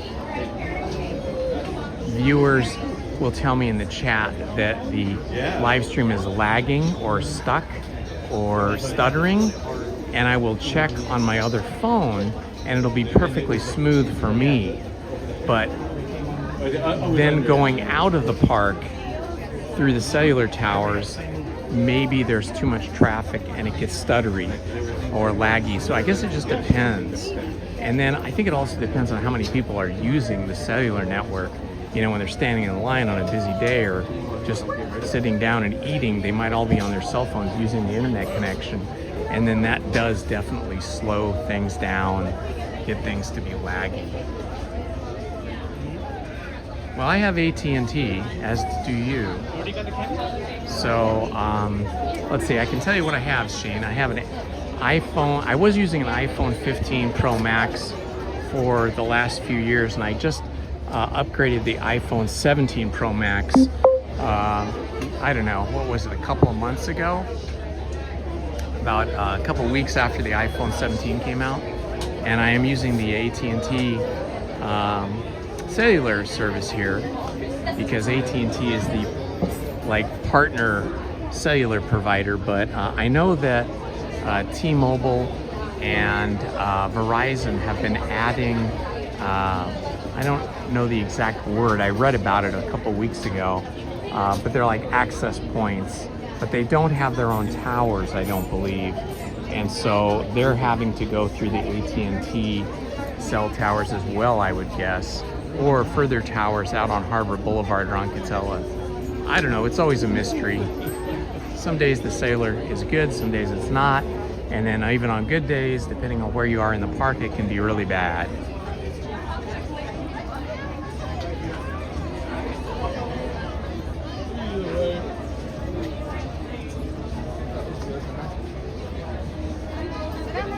Yeah, mini cells, right, whatever they're called.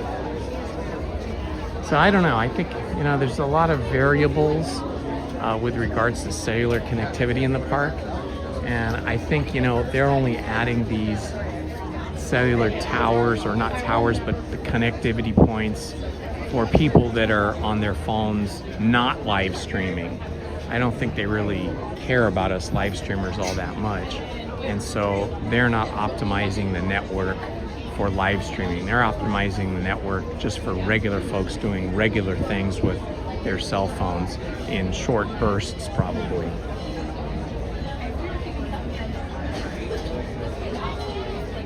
absolutely in California.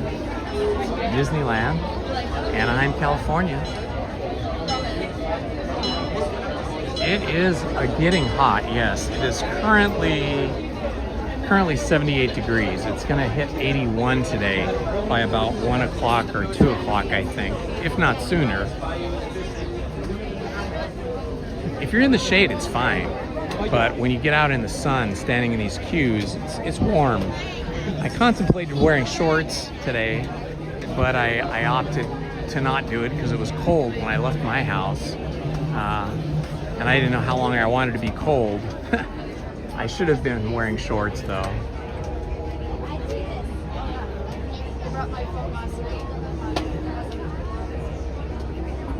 I usually wear shorts most of the year when it's warm, but today was an odd one. Started out cold and got warm pretty quick.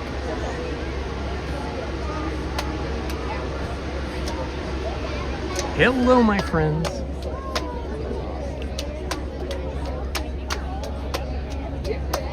Welcome to Disneyland, here in Anaheim, California, on an unusually warm and sunny November 2026. And it is the November 26th in 2025. Oh, look at this cool lamppost. I don't know if you guys can make out the detail there. There's like a baby face in there. That's neat. I just love all these little details.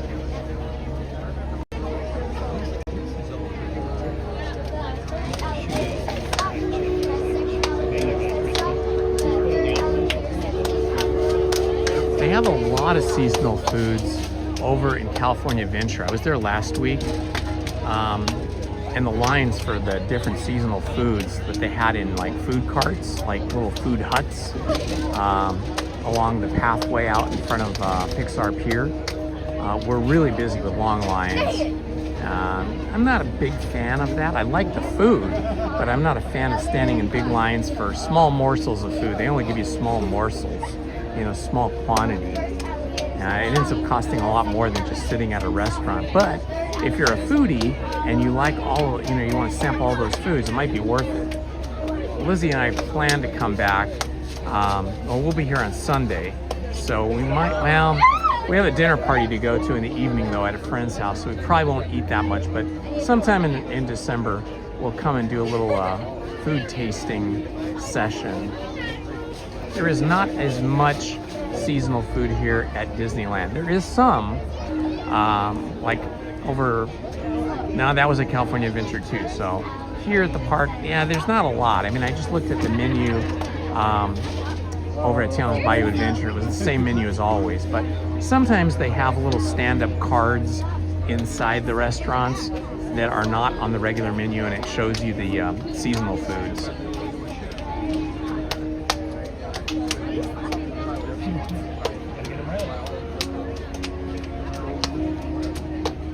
No worry, Main Street Paul. I appreciate when you're here. I'm sure Minnie will be here, and maybe Tiffany and a few others to help out. So it's all good. No need to apologize. I just appreciate all you do, everything the mods do. Moderators on this channel are so great.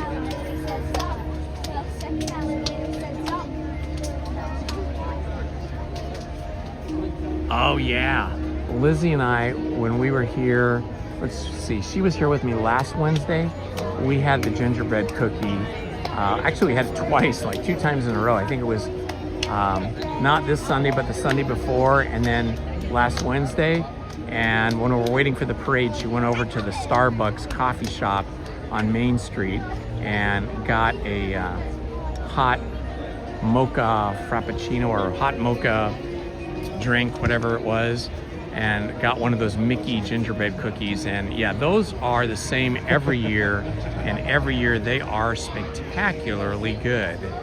That is one of my favorite treats here at Disneyland.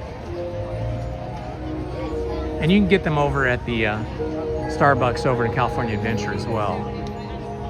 Sometimes they sell out though, so you have to be like on it. Woohoo! Ooh, all right, 125 likes. Thank you guys. Thank you for the likes.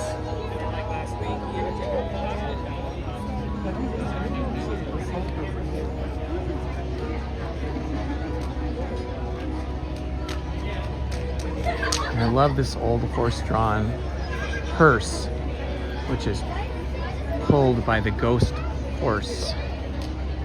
You see the bridle, but you don't see the horse.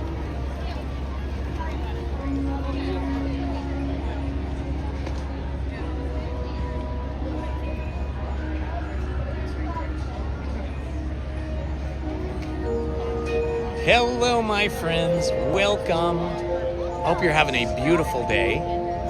It is great being here with the Haunted Mansion behind me. Jack Skellington and the Haunted Mansion. This is going pretty quick. There is one more big piece of the queue, which is over there between the mausoleum and the graveyard. So that'll be the last big queue that we have to go through.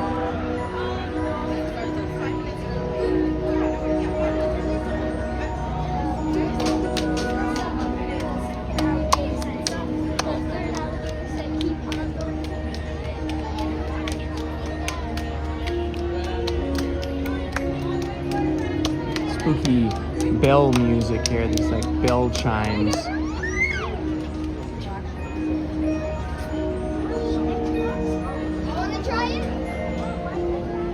And we have the pet cemetery up ahead of us. I wish I had a gardener. The gardener or the gardeners, the gardening staff for Disneyland is amazing. They are continually changing the plants and the flowers.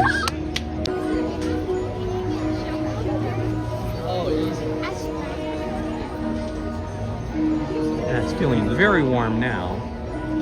It says 79.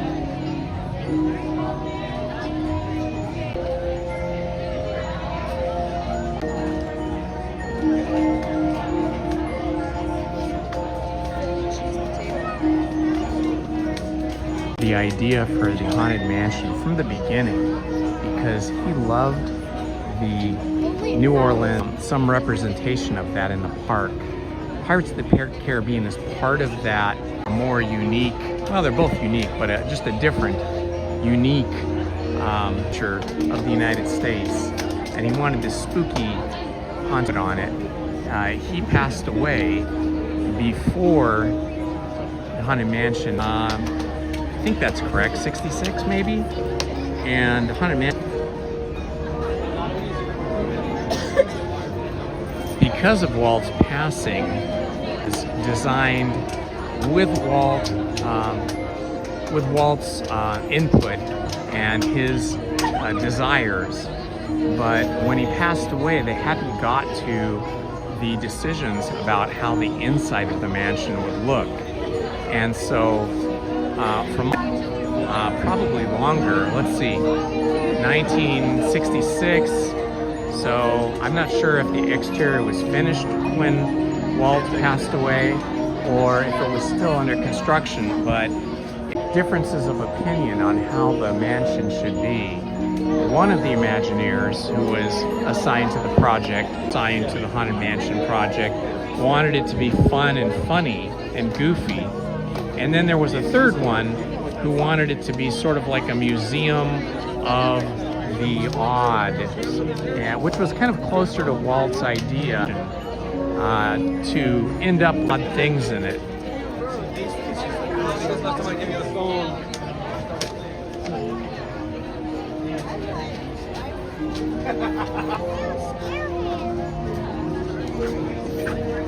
So 7 hours from now, it's there.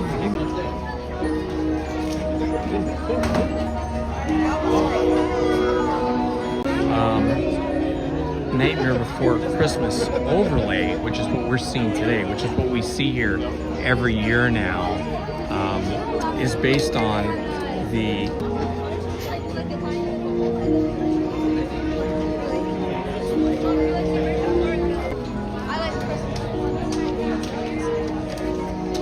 Christmas overlay, but I believe they call it the Nightmare. I believe they call it the Haunted Mansion Holiday. That's what they call it here at Disneyland, the Haunted Mansion Holiday. And so, if my memory serves me correctly, I think the Nightmare Before Christmas movie, Tim Burton's movie, came out in 1993, but the Nightmare Before Christmas overlay, or what they call the holiday overlay here at Disneyland, did not appear or was not instituted for public viewing until 2001. So it hasn't been that long. So that, what is that, 24 years? 24 years is a long time, but it seems like it wasn't that long ago. And let's see, the last time we saw it in its original form would have been around the early part of August. They transformed the Haunted Mansion from its regular look to the holiday overlay around the middle, second or third week of August. They do that every year for Halloween. Halloween season starts here very early. Looks like a lot of the ivy has been taken out here in the human graveyard. Earlier we saw the pet cemetery. This is the human cemetery, and looks like they have cut back the ivy quite a bit. All right, we're getting close now. Hello, Thick Lady Vibes. I am amazing. I am great. How are you?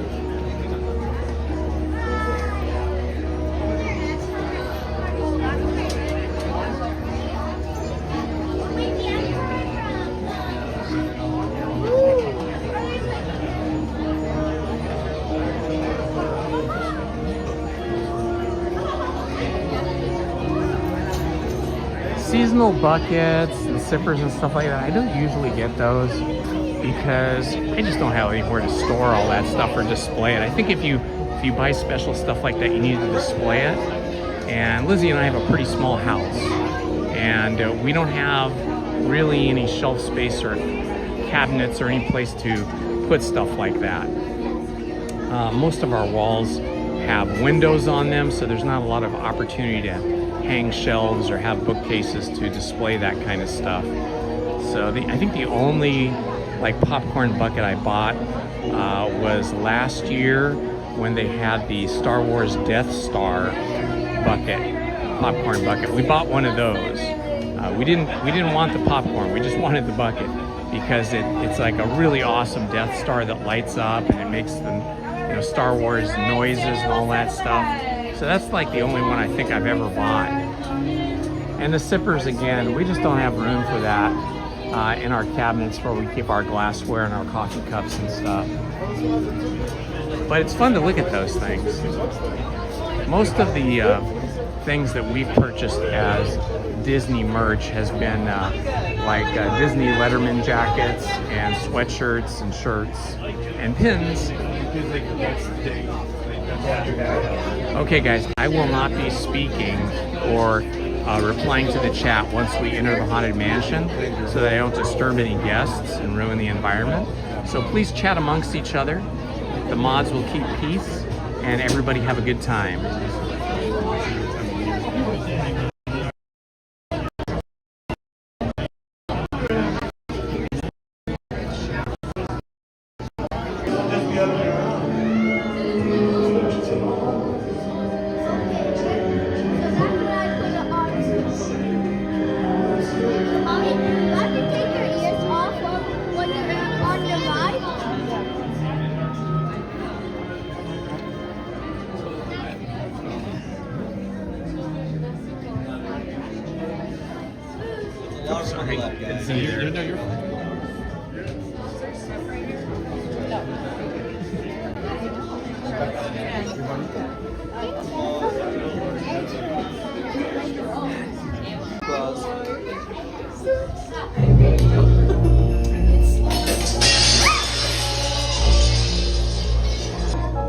Open that morning would cause some monsters and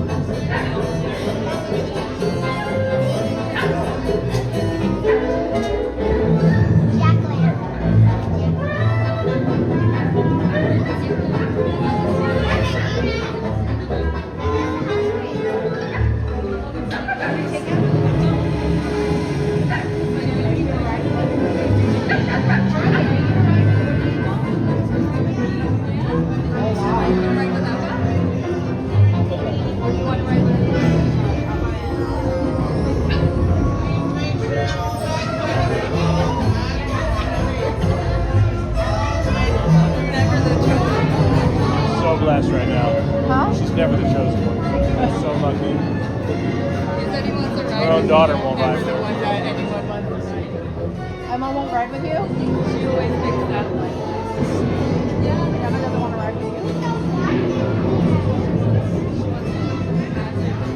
She wants that.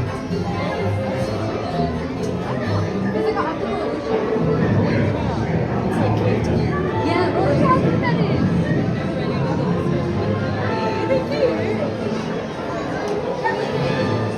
Very nice.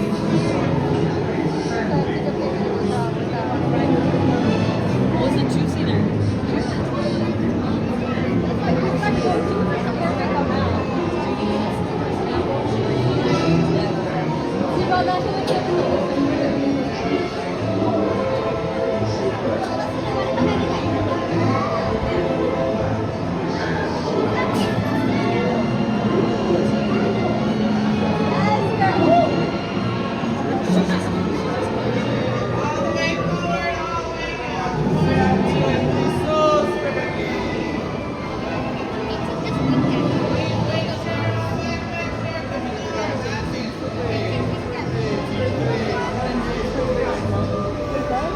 Or it looks very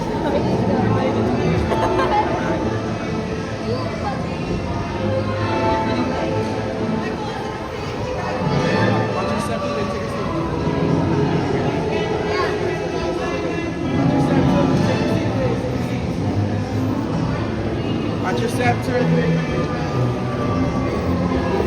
Don't pull down the bar. It will float down the hill. Keep a close watch on all children.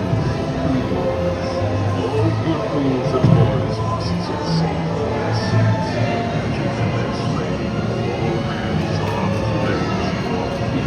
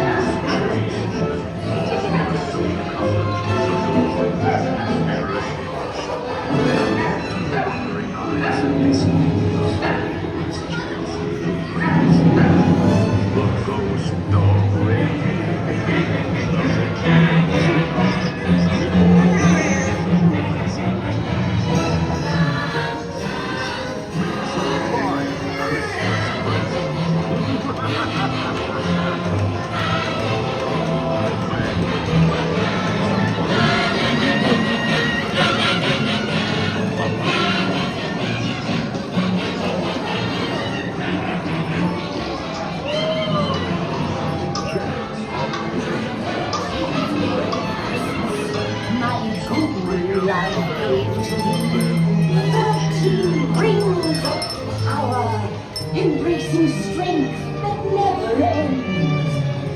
12 signs of the zodiac that rule the future and transcend.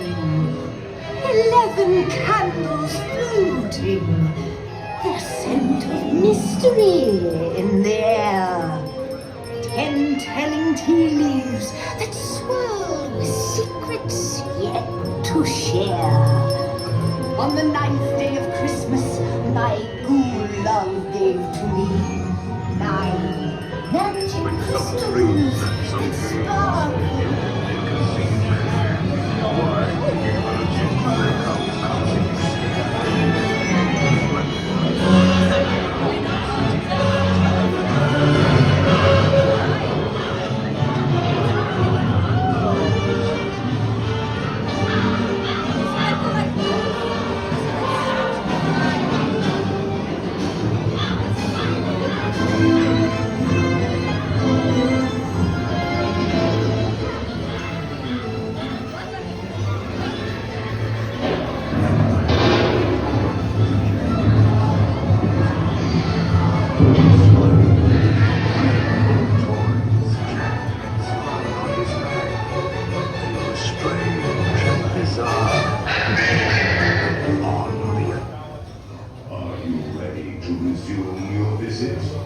We will continue our holiday tour in no time at all.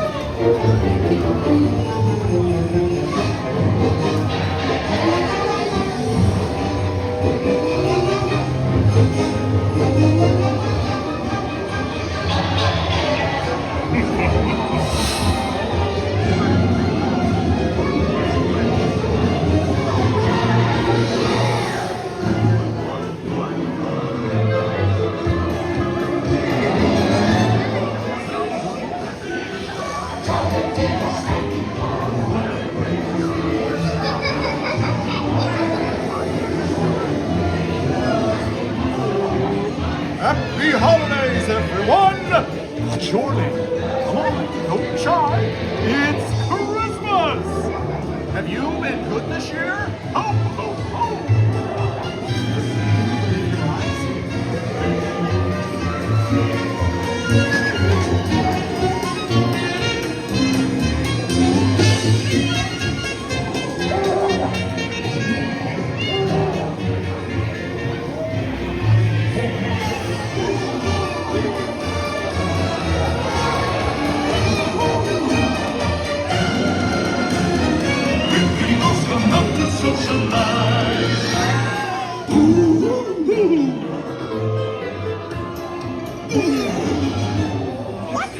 What's this? Darling hero, Santa Claus, while the people sleep.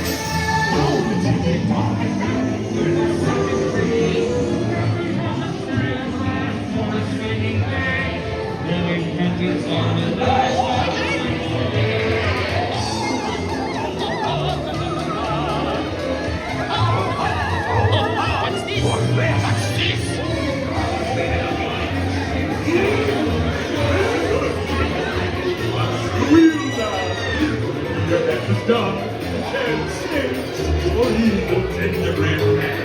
I can't wait to see their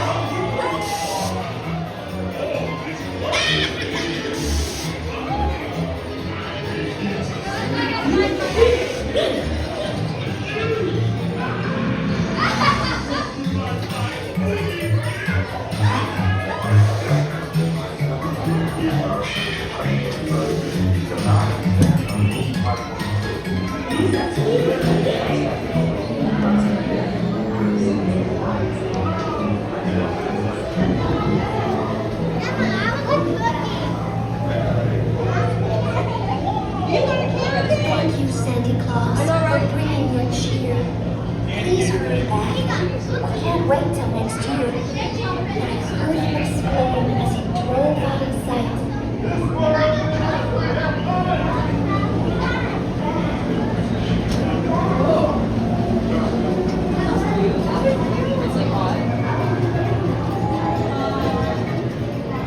Hello, Rachel. Thank you for welcoming everybody to the chat. I hope you guys had an awesome time. That was so fun.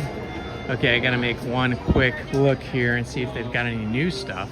This looks new. I don't remember seeing this before. Ouch, $84 is a lot. But that is a really nice sweatshirt. I like that hat too. That is nice.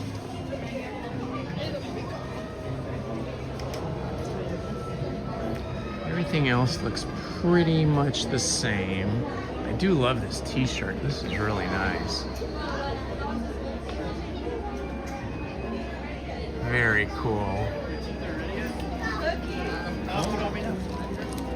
T-shirt is $35. That's not bad. Let's see what the other side looks like. I just blank on the other side. So just print it on one side.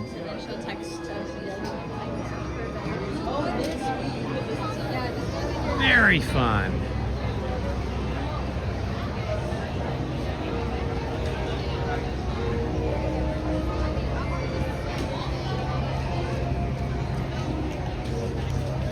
Matterhorn's 45, they have some riders do that.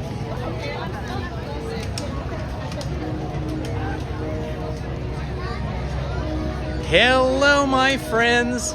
Welcome. It's Indiana Holmes here with you in front of the Haunted Mansion at Disneyland. Thank you for joining me today on this day before Thanksgiving. It is currently 81 degrees, which is supposed to be the high today. So that's pretty cool. Well, not cool, but warm. But it's cool that it's this warm on November 26th. I mean, we're just days away from December here, and we have summer-like weather. Kind of amazing.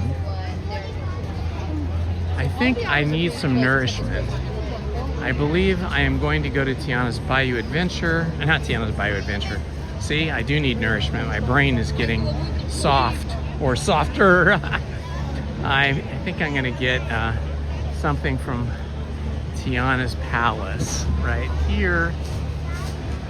That muffaletta sandwich is calling my name, so I might just have to have that today. But the live stream continues right through lunch. Amazingly, not that busy here. I mean, all the tables are kind of filled, but it's not, there's no big line inside. I think people are trying to save their appetite for tomorrow. We just wanted to see the inside. Let's see.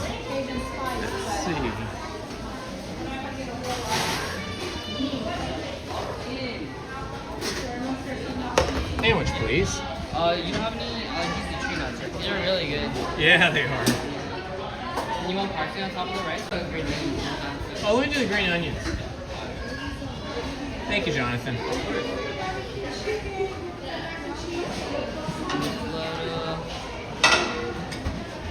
Afternoon. Happy Thanksgiving to you. Hi, how are you? Hey, good. Did you want any drinks today? Yeah, I'm gonna have a large out to the front.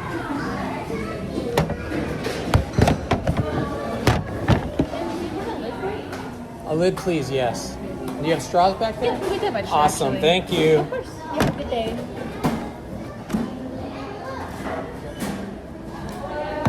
Spoon.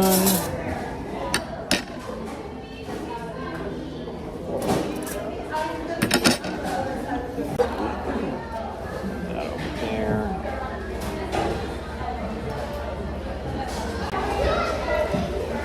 Cash or card? Card.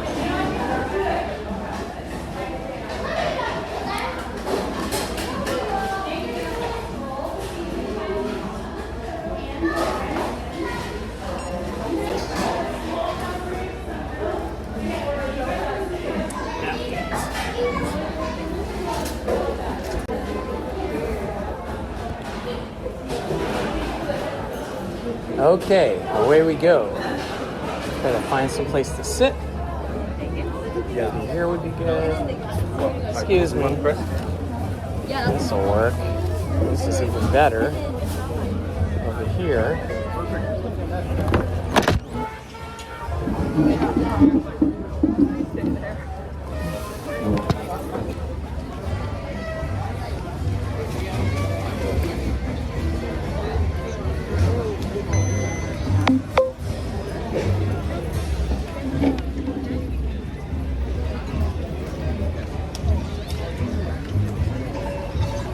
Check out the muffaletta sandwich.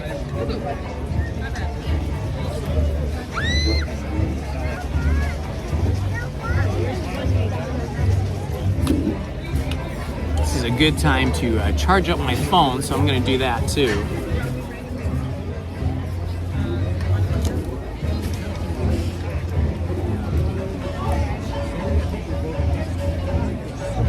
All right, lunchtime. You feel like a toy in Toy Story? That's a good one. That's a good... It did look weird, huh? When I have to put the gimbal down to carry the food out. It does create a strange point of view.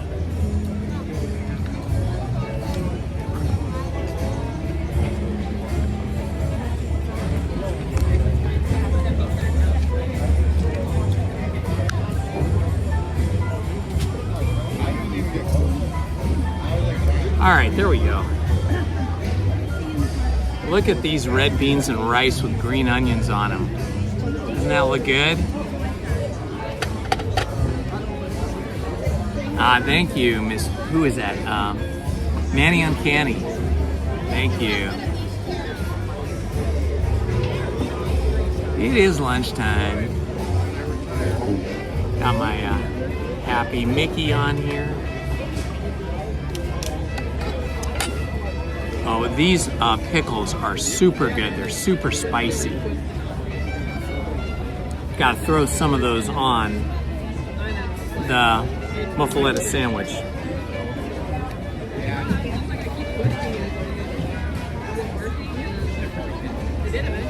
Oh, I see them. I see them. There's a Sandy. There's a Brandon. Oh, there.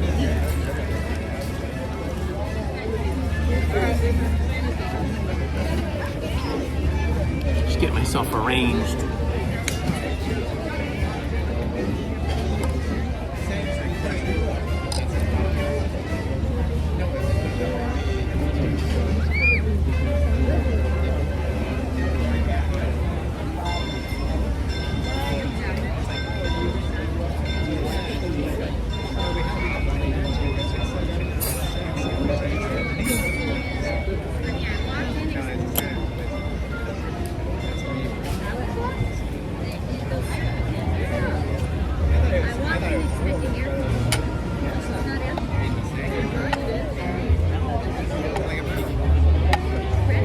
start off with a little red beans and rice.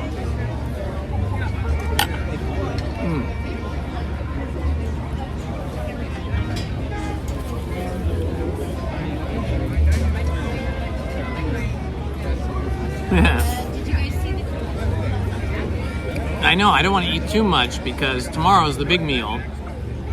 So this is probably my one meal for the day. All I had this morning was coffee and a little tiny, one of those little tiny dunking cookies.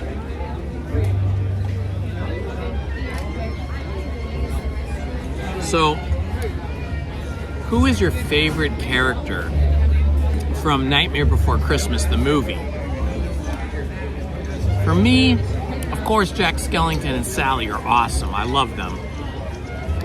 But I really like, and we're talking about the movie, Nightmare Before Christmas, I really like the mayor, whose head spins around. He's got a happy face on one side, and he's got a really sad face on the other. Tell me down in the chat who your favorite character is from Nightmare Before Christmas.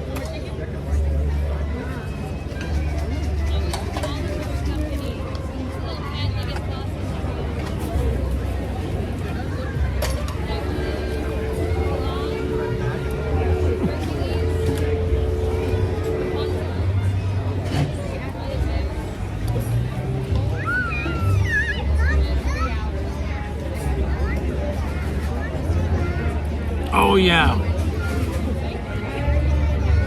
Yeah, Dr. Finkelstein is so nasty and evil, but he's a great character, right?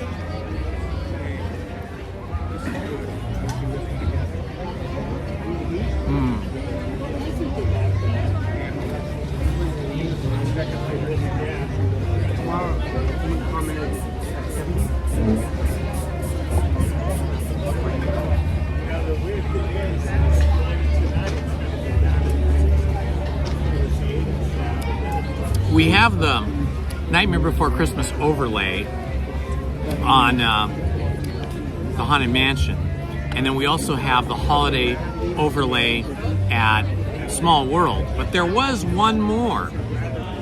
There was a Country Bear Christmas overlay special that appeared in 1984. I'm not sure how long it went on, but there was a Christmas special overlay for the Country Bear Jamboree, which doesn't exist anymore.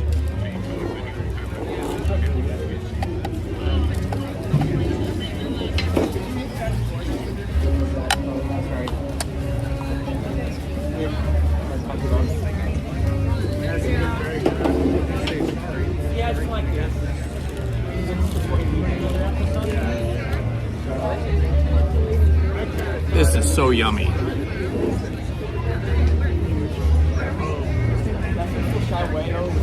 Exactly, Kelly. That's so perfect, right?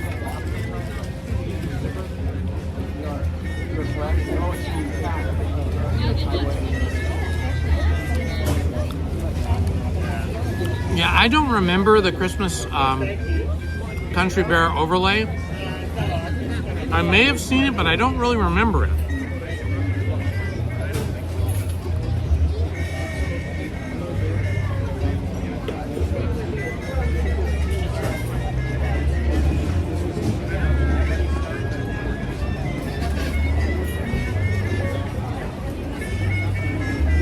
There was another special thing they did at Disneyland Haunted Mansion. On September 13th, 2013, they had a special new effects pieces in celebration of the 13th year.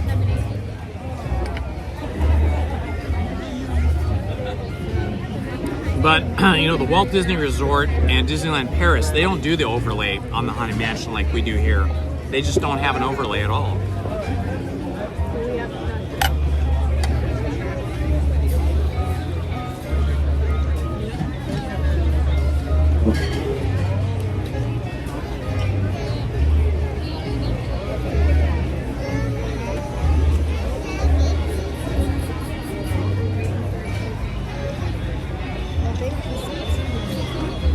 I just had to come back from the bathroom.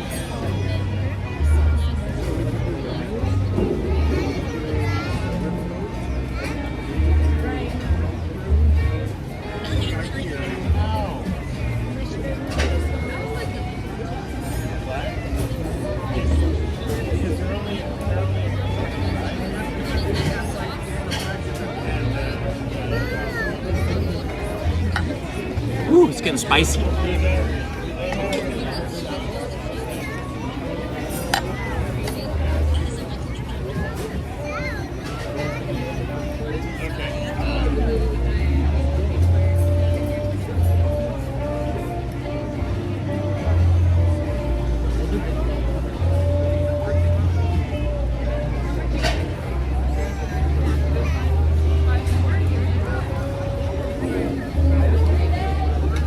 So Haunted Mansion, actually, I was just reading, was actually in development for more than 10 years, or about 10 years.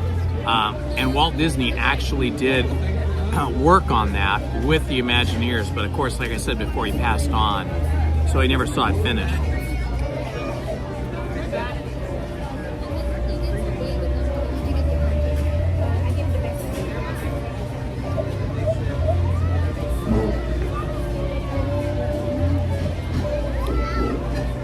Disneyland Paris doesn't have Haunted Mansion. They have something called Phantom Manor. And Hong Kong Disneyland has Mystic Manor. So similar to Haunted Mansion, but their own unique take on it.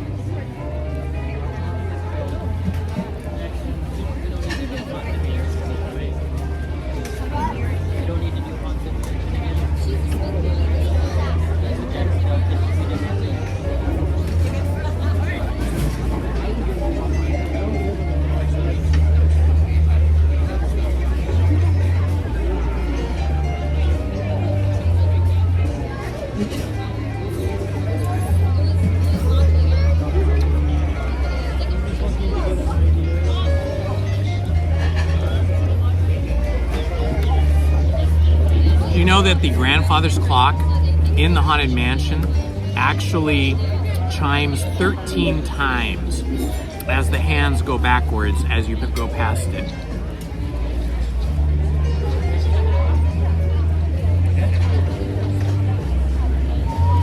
Yes, that's right, the new one in Disney World.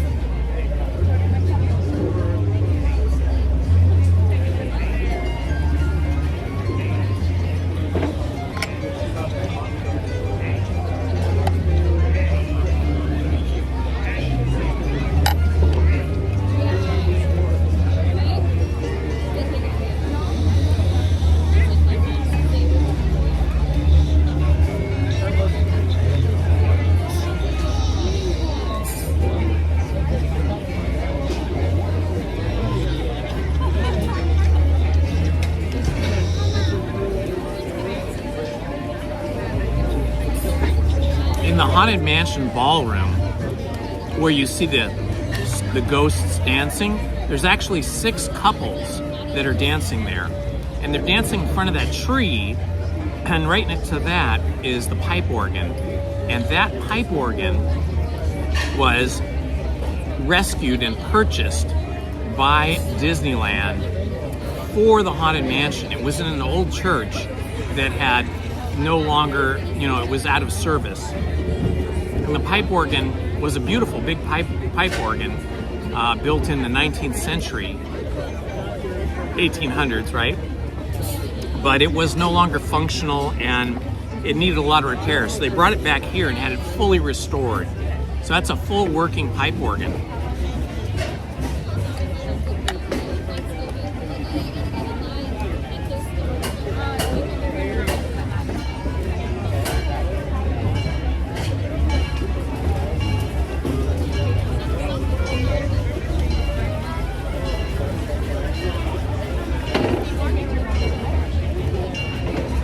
Ooh, Manny Uncanny, thank you for posting that link. Awesome.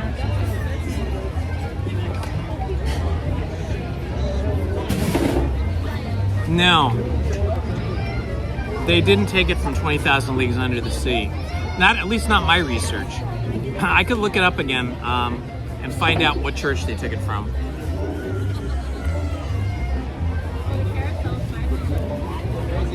I have been known to be wrong, though.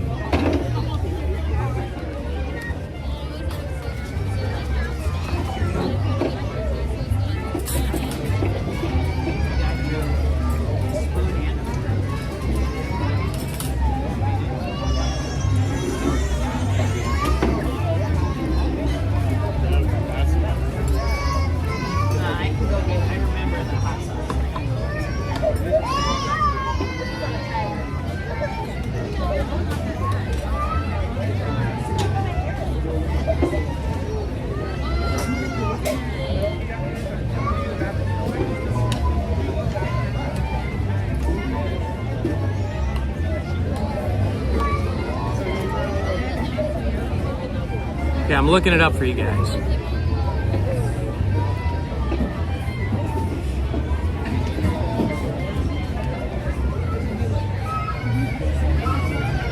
I can't find it. I can't find out. I'm not getting any information on that.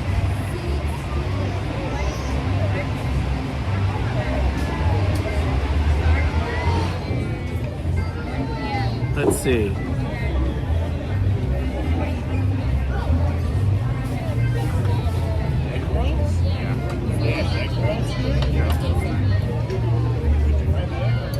Okay, you are right.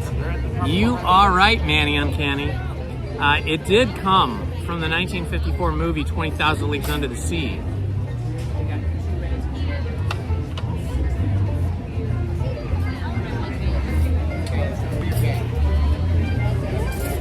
Yeah, you're right. Manny Uncanny's right. That's what's great about having you guys with me in the chat. I try to do my best to do research on these things and remember it, but sometimes I get it wrong, and then you guys correct me, and I appreciate that. That's awesome. Good to know.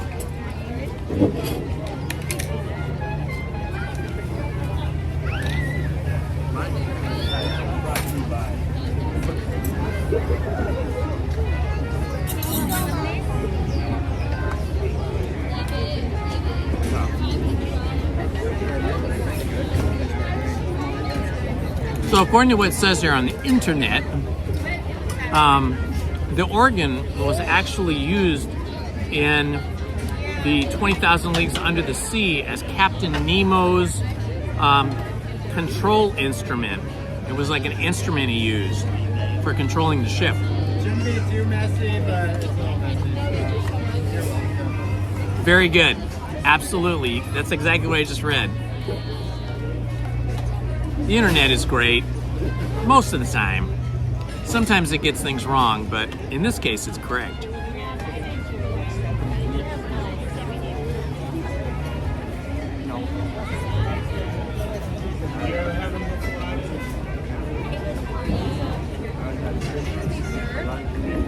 Sir, are you using these chairs? Mm. Thank you You very can much. have them. I appreciate you. Absolutely, no problem.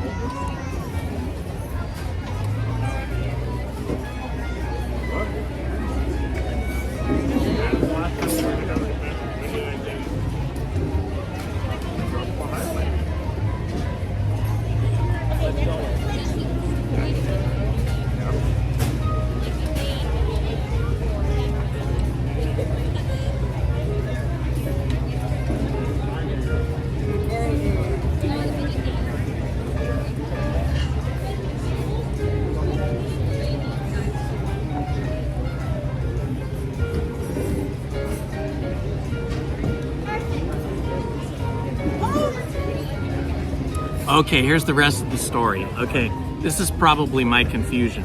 Let me get my glasses. It's a little easier to read this. So you are correct. It did get repurposed from 20,000 Leagues Under the Sea, but that was not its beginning, okay? So we're still talking about the pipe organ. It says here, the original 20,000 Leagues organ console in the Haunted Mansion is one of the most famous movie props in Disney's live-action films. The pipe organ figures prominently in Jules Verne's original story.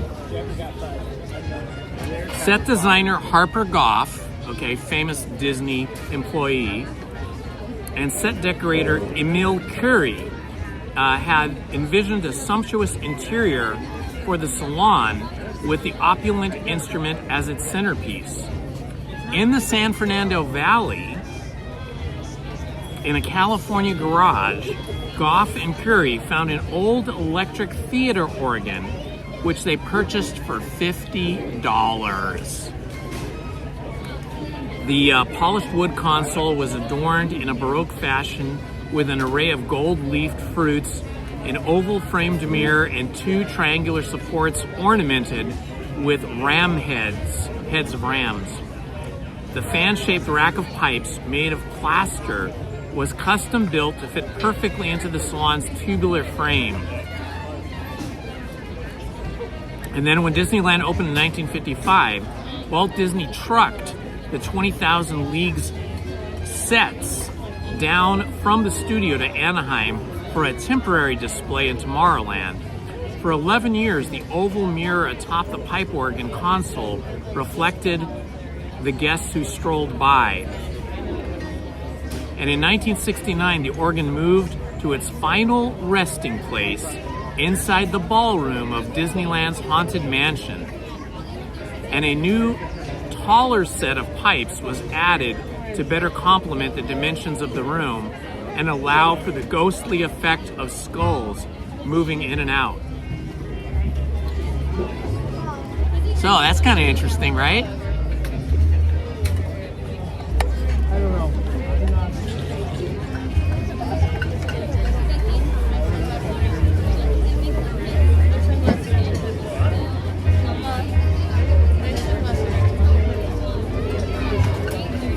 See if you can see this. There's a picture of it right there.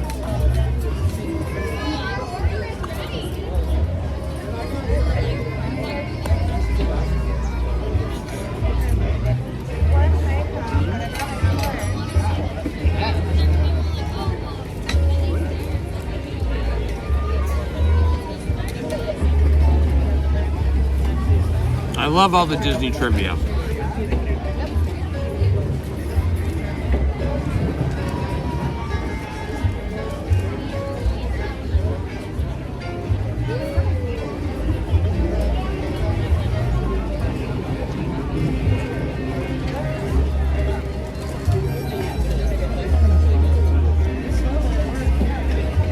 Feel like I'm down south in New Orleans.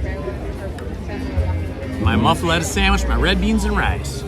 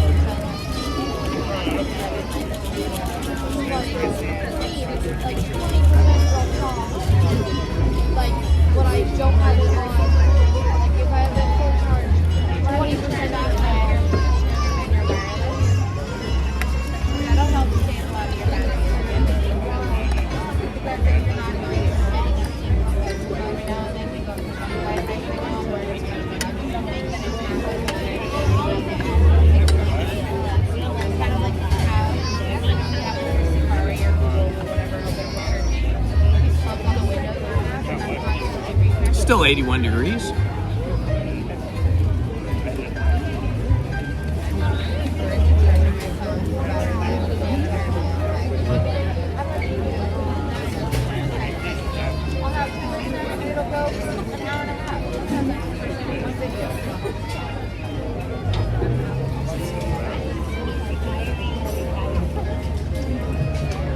Check the wait times here.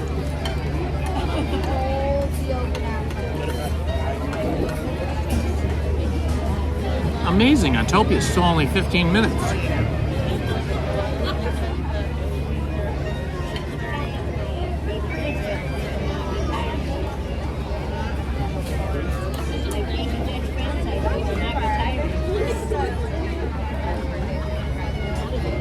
Wow, this is crazy. Big Thunder Mountain's still only 35 minutes. That's what it was when we went on it.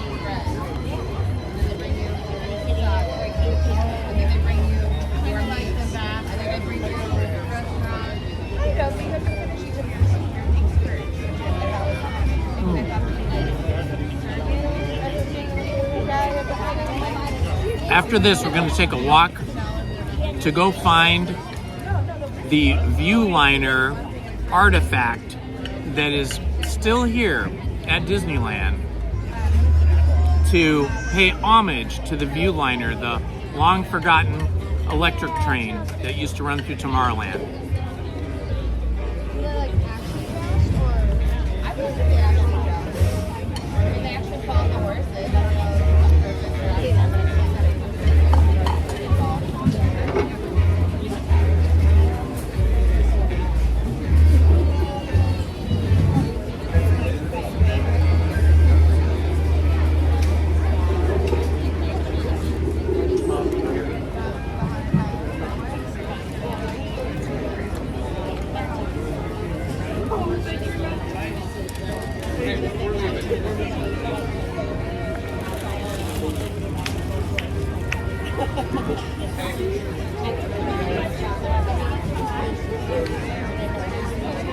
Disneyland Viewliner.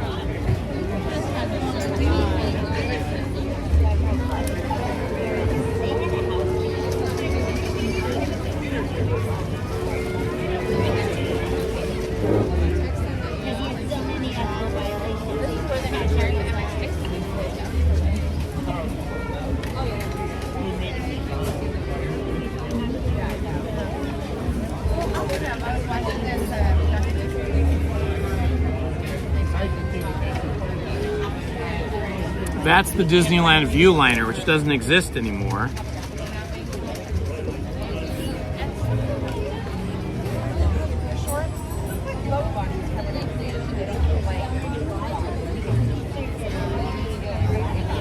There it is. So that was the electric train, the Viewliner, that used to run through Tomorrowland. And there is something here in Disneyland that pays homage, a remembrance of that ride. We're gonna look at that.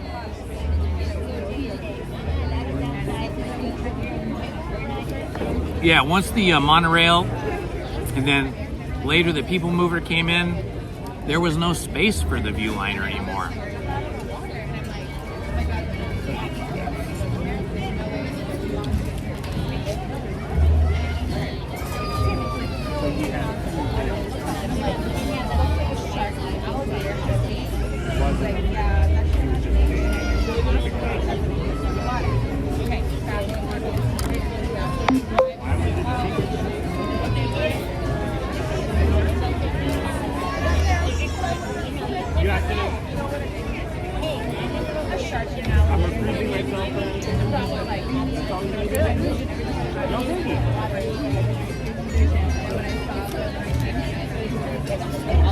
Okay, we're almost ready to go here.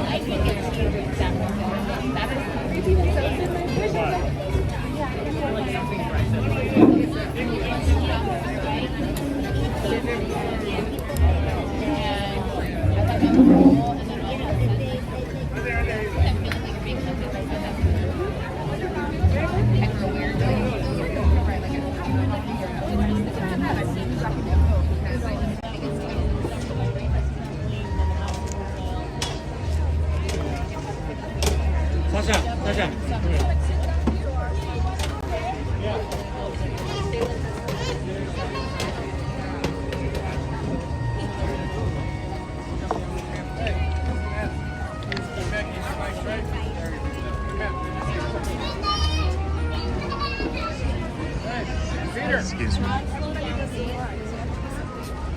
All right, let's head over to the artifact that still pays homage or respect to the Viewliner. This is prominently displayed, but very much overlooked.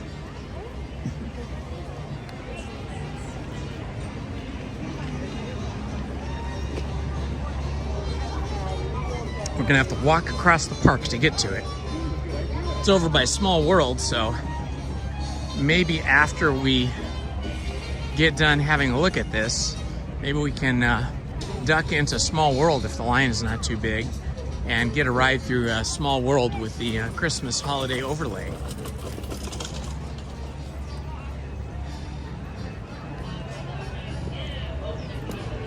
Oh, I always love seeing the Davy Crockett canoes And right here, right in front of the Columbia sailing ship. How fun is that?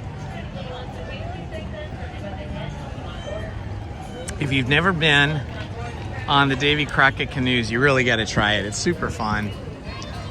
I like to go on it, but when I'm live streaming, it's too difficult to do because holding up the cell phone with the gimbal, or even if I didn't have the gimbal, just holding up a cell phone and trying to paddle, it's impossible. You can't really paddle.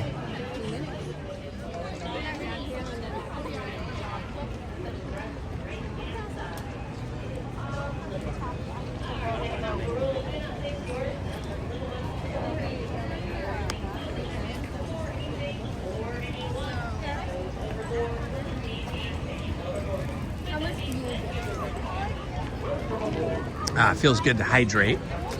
It's warm today, but it's not hot. Unless you're standing still in the sun for a while. It's quite nice.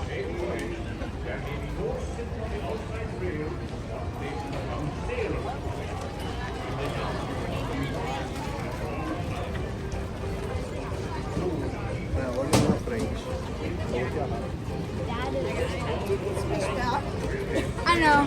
Yeah, see, I showed up a month.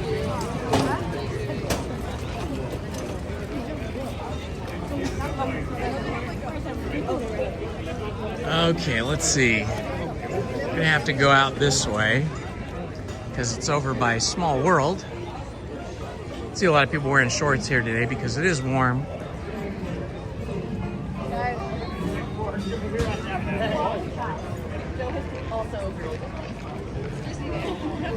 Okay, I think I've had enough of that Coke Zero.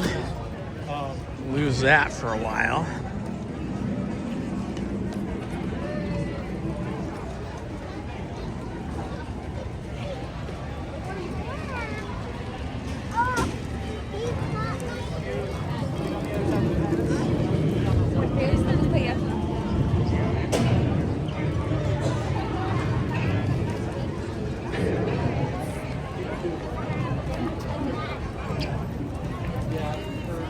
Oh, I feel really full now. That will be my one meal for the day. I need to get back to the gym and try to get in shape for next spring and summer because I have gained some weight and have gotten way out of shape. I need to put some muscle back on. Drop a little weight.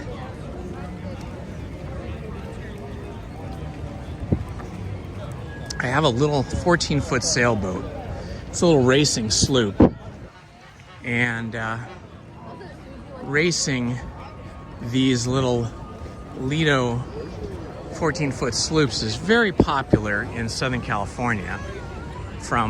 Really from San Francisco all the way down to San Diego.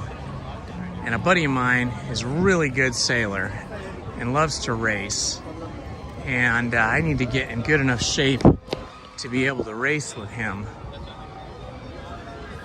Because it does require some stamina, coordination, and some muscle. Stamina I have. Coordination, yeah, okay. But I definitely need some more muscle.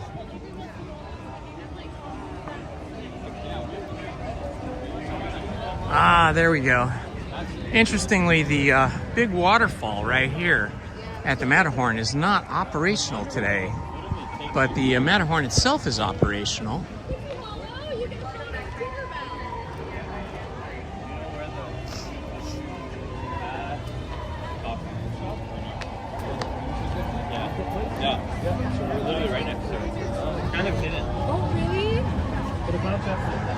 Tomorrowland off that way. Small World and Fantasyland up this way. Fantasyland is a long walk from the majority of Fantasyland, but it is still part of Fantasyland.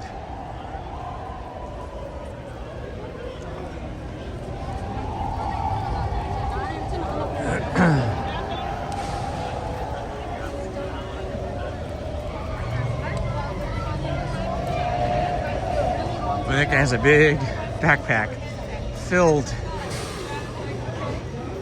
Probably, maybe they're staying till tonight when it gets colder for the parade, and then probably has his parkas or puffer jackets in there. When Lizzie and I stay for the nighttime events, we always bring puffer jackets so we don't get too cold.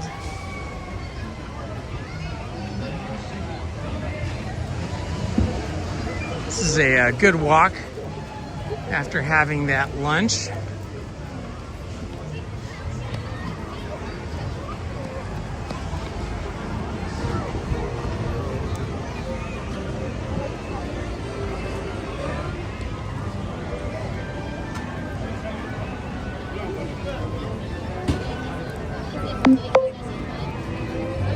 Oh wow, it's a big crowd here. Looks like Jasmine is here with Aladdin. Jasmine and Aladdin.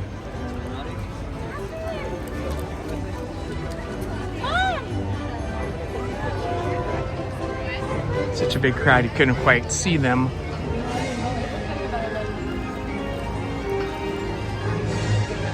Alrighty.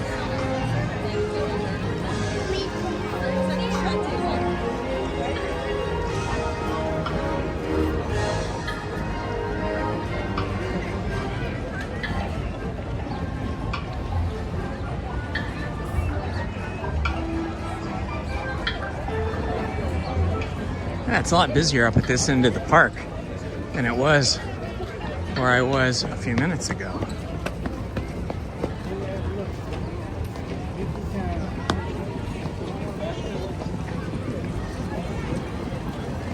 Alrighty, we are getting there.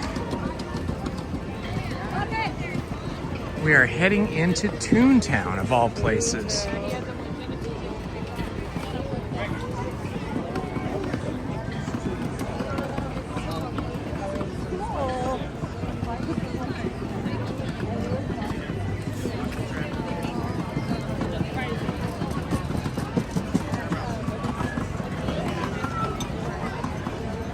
All right, into Toontown we go.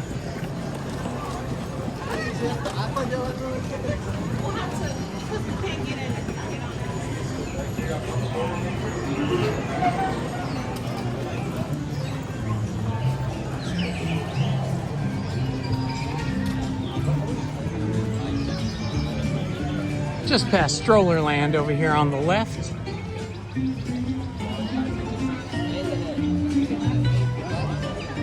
I always love seeing the scene of the El Capitan Theater, which is always playing Mickey and Minnie's Runaway Railway.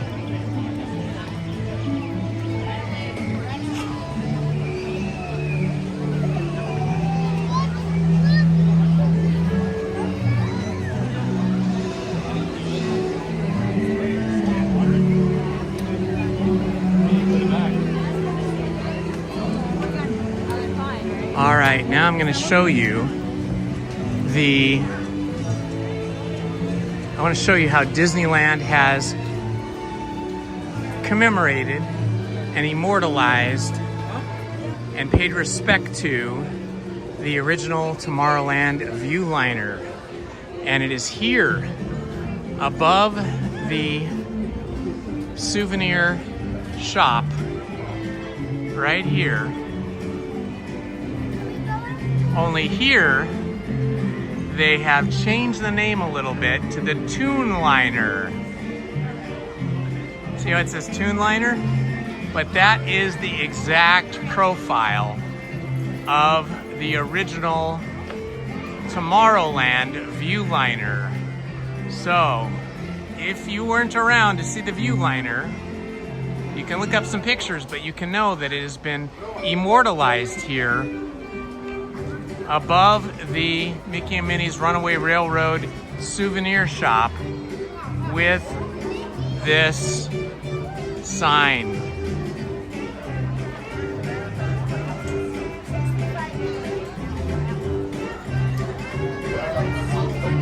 So now you know where to find it. It's pretty cool when you see it in person. Miniature railroads, full-scale fun. I'm going in the out just to see what kind of cool holiday merch they have here.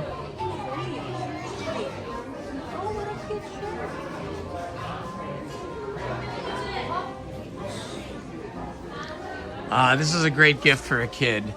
The Disney Runaway Railroad set, remote control trackless train. So just like the train here, the real train that we ride, it is trackless.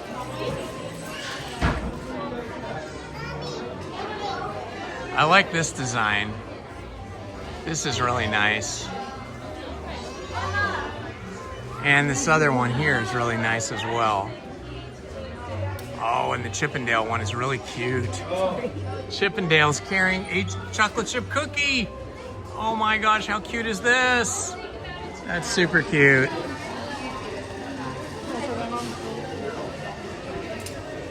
And we've got Mickey as the band leader.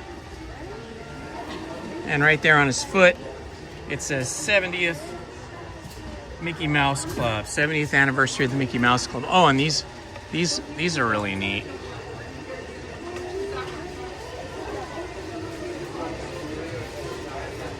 Very fun. Lots of fun stuff in this shop. This shop often has a few items that are not sold in other parts of the park that are just here. It's not always easy to tell which ones they are, but for example, you're not going to find this shirt anywhere in the park except for in this shop because it's right out of the ride. And then these little birds, that little bird that's part of the ride. Look at this coffee mug. Oh my God, that's awesome.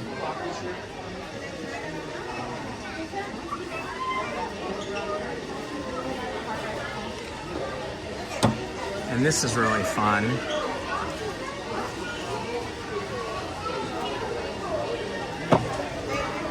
This is a really nice backpack here because it's bigger than most of those other backpacks that are made by Loungefly. This is a Loungefly backpack, but these are all embroidered Mickeys and Minnies and balloons on a very thick kind of cloth, and only $70. That's actually a really good deal. I'm not loving the strap, but it does match. But the backpack itself is really nice. Really nice quality.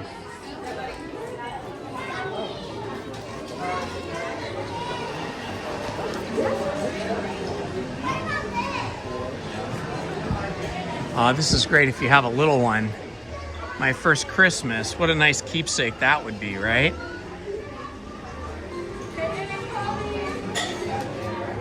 And these are really fun. And this thing is huge. I'm not sure what you use this for. It's a gigantic ornament. It looks like it opens. Or does it? I don't know. Maybe not. It's neat though.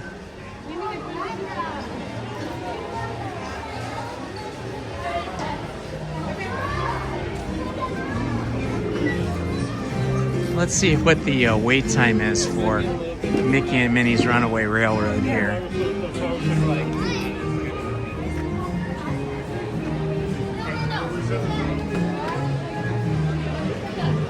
Let's see, wait time, ooh, 65 minutes. That's brutal. That is brutal. 65 minutes, I can't do that. Cannot do 65 minutes.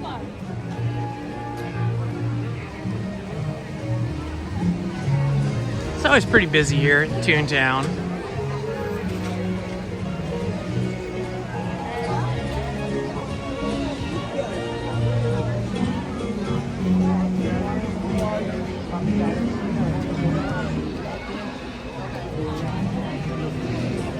It's because all the little kids want to go to Goofy's play yard.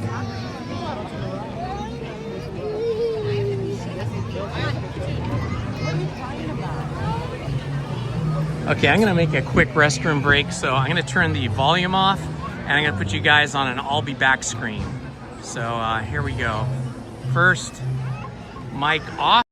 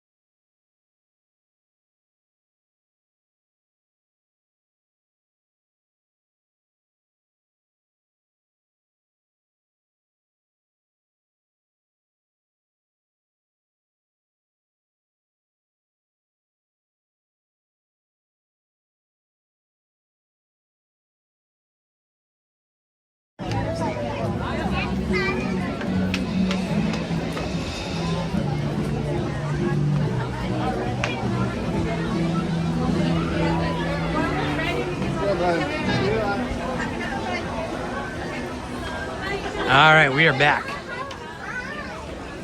Okay, so the line for Mickey and Minnie's Runaway Railroad was way too long, but let's go check out what it looks like for Small World.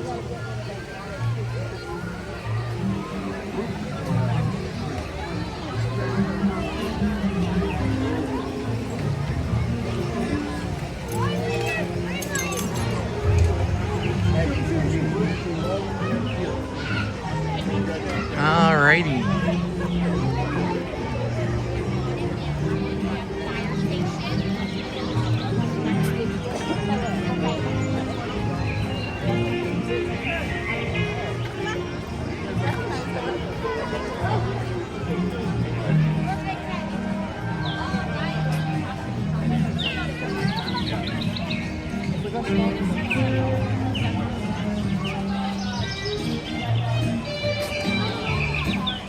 All right, heading over to Small World to check out the line.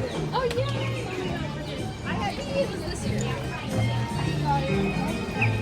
Heading back under the railroad bridge, past Strollerland once more.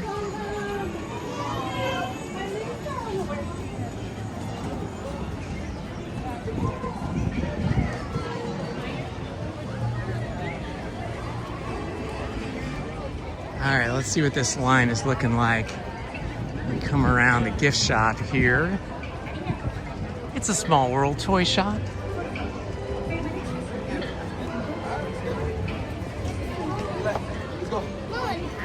You like three?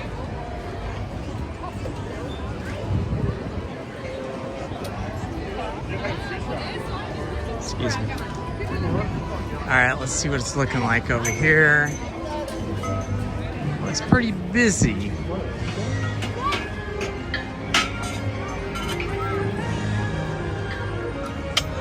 Is there a cavalcade or something coming by? I'm getting ready for the parade at 3. Oh, 3. Okay, thanks. Wow, they're getting ready for the parade already here. That's not till 3. Oh, 40 minutes.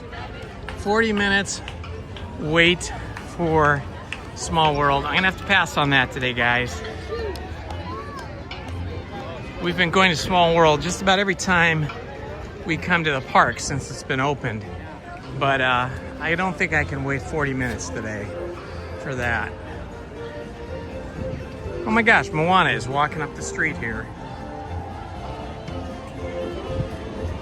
Oh, now she's taking pictures of the kid. Amazing. Hi. Whew, toasty now. Let's go over here to Fantasyland and see what that's looking like.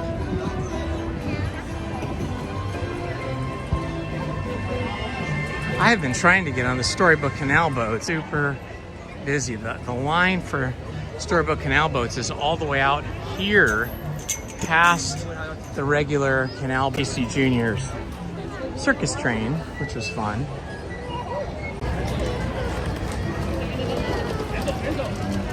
Just like every day, after 12, I know Lizzie did. She said she was only going to work till about 12:30 and then come home to start getting ready for tomorrow.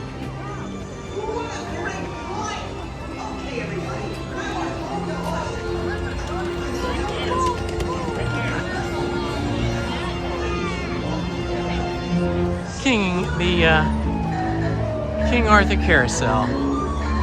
If you've never noticed, every one of the horses at the King Arthur Carousel is jumping, trotting and jumping. Notice how all their legs look like they're in motion. No animal is purely standing.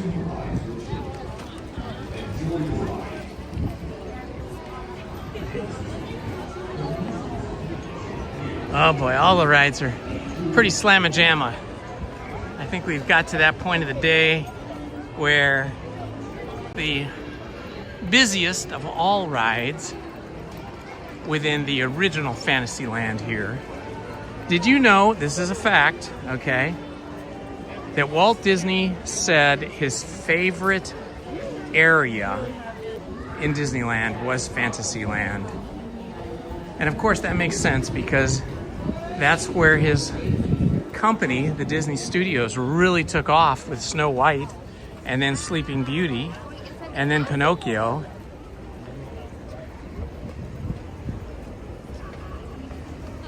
And of course, Peter Pan. Those movies really made the studio the big bucks that Disney needed. Look, they've got new banners, guys. See these gold and red banners? These are new. They had different ones before. We got all our Christmas decorations here. But we have these beautiful banners now. So great. I love it.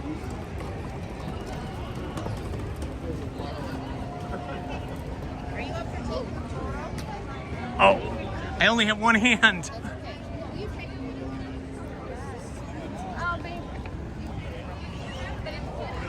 It's hard to, when I'm here and not vlogging, I will stop and take pictures for everybody that asks me.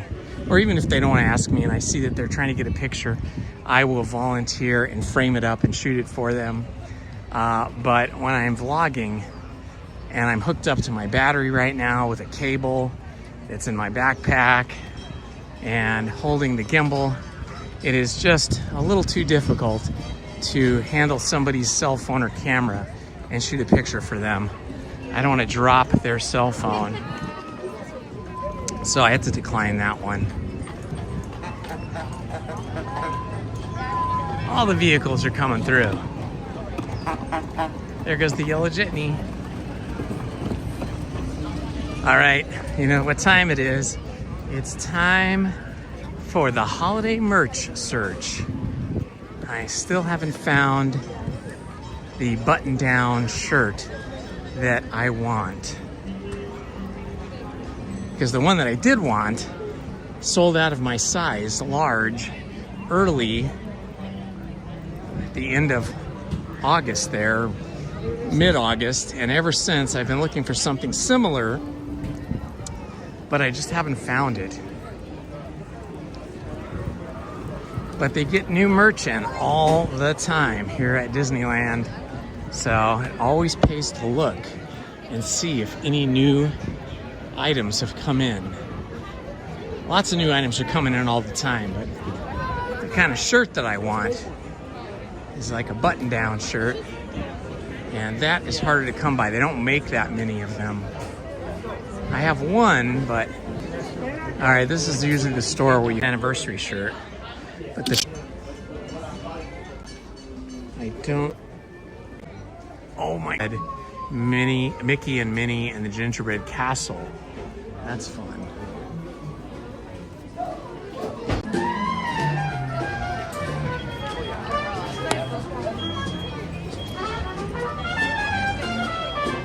One of our Disneyland bands over here.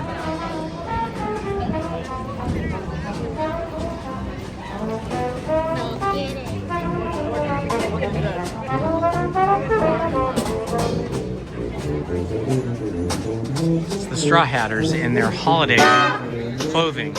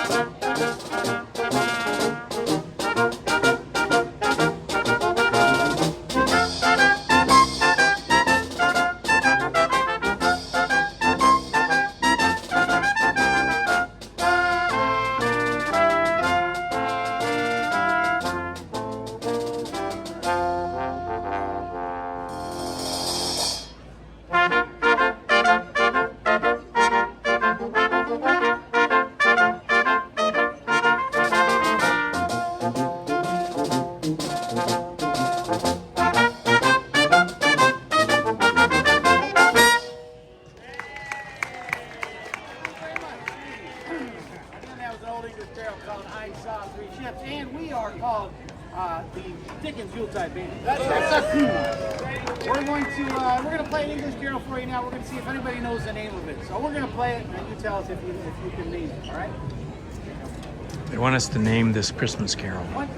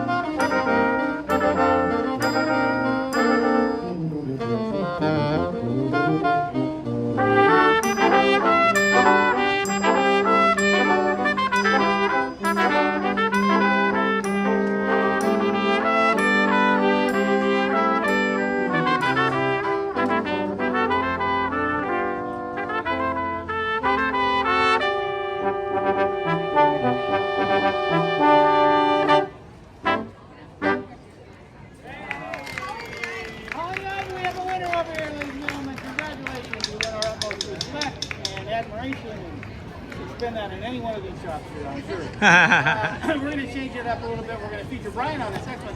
It's an old pretty tune called I'll Be Home for Christmas.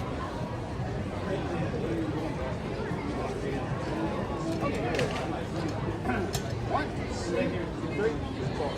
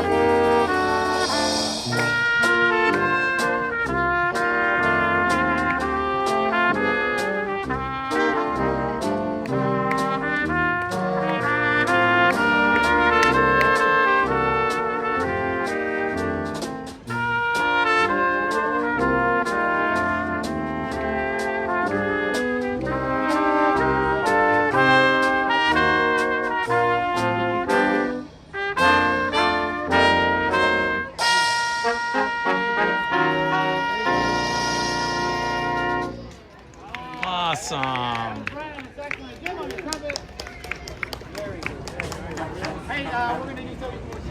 That was super fun. What a beautiful day it has been. Wow.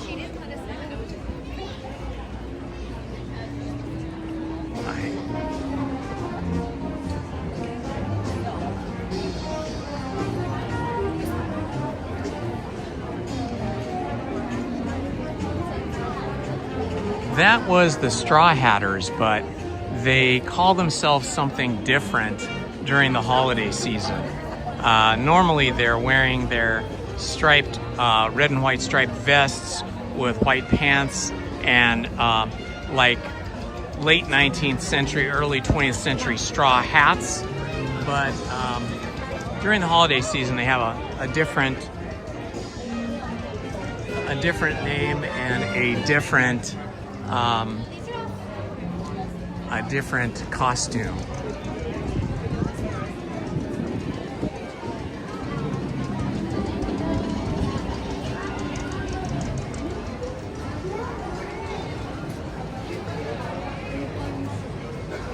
Okay, my friends, I am gonna head home because Lizzie's probably home from work by now. She took half a day. So she could get ready for our big Thanksgiving celebration tomorrow, and I need to get home and help out with all those preparations as well, because we're gonna have 13 people there tomorrow at our house serving turkey and all of the things. I want to thank you for joining me today. I'll be back here with Lizzie on Sunday early in the morning, maybe rope drop or just maybe a half hour after. But I want to wish you all a happy Thanksgiving, a beautiful end of November, and I'll see you all again on Sunday. Love to you all. This has been Indiana Holmes. Bye-bye, friends. Bye-bye.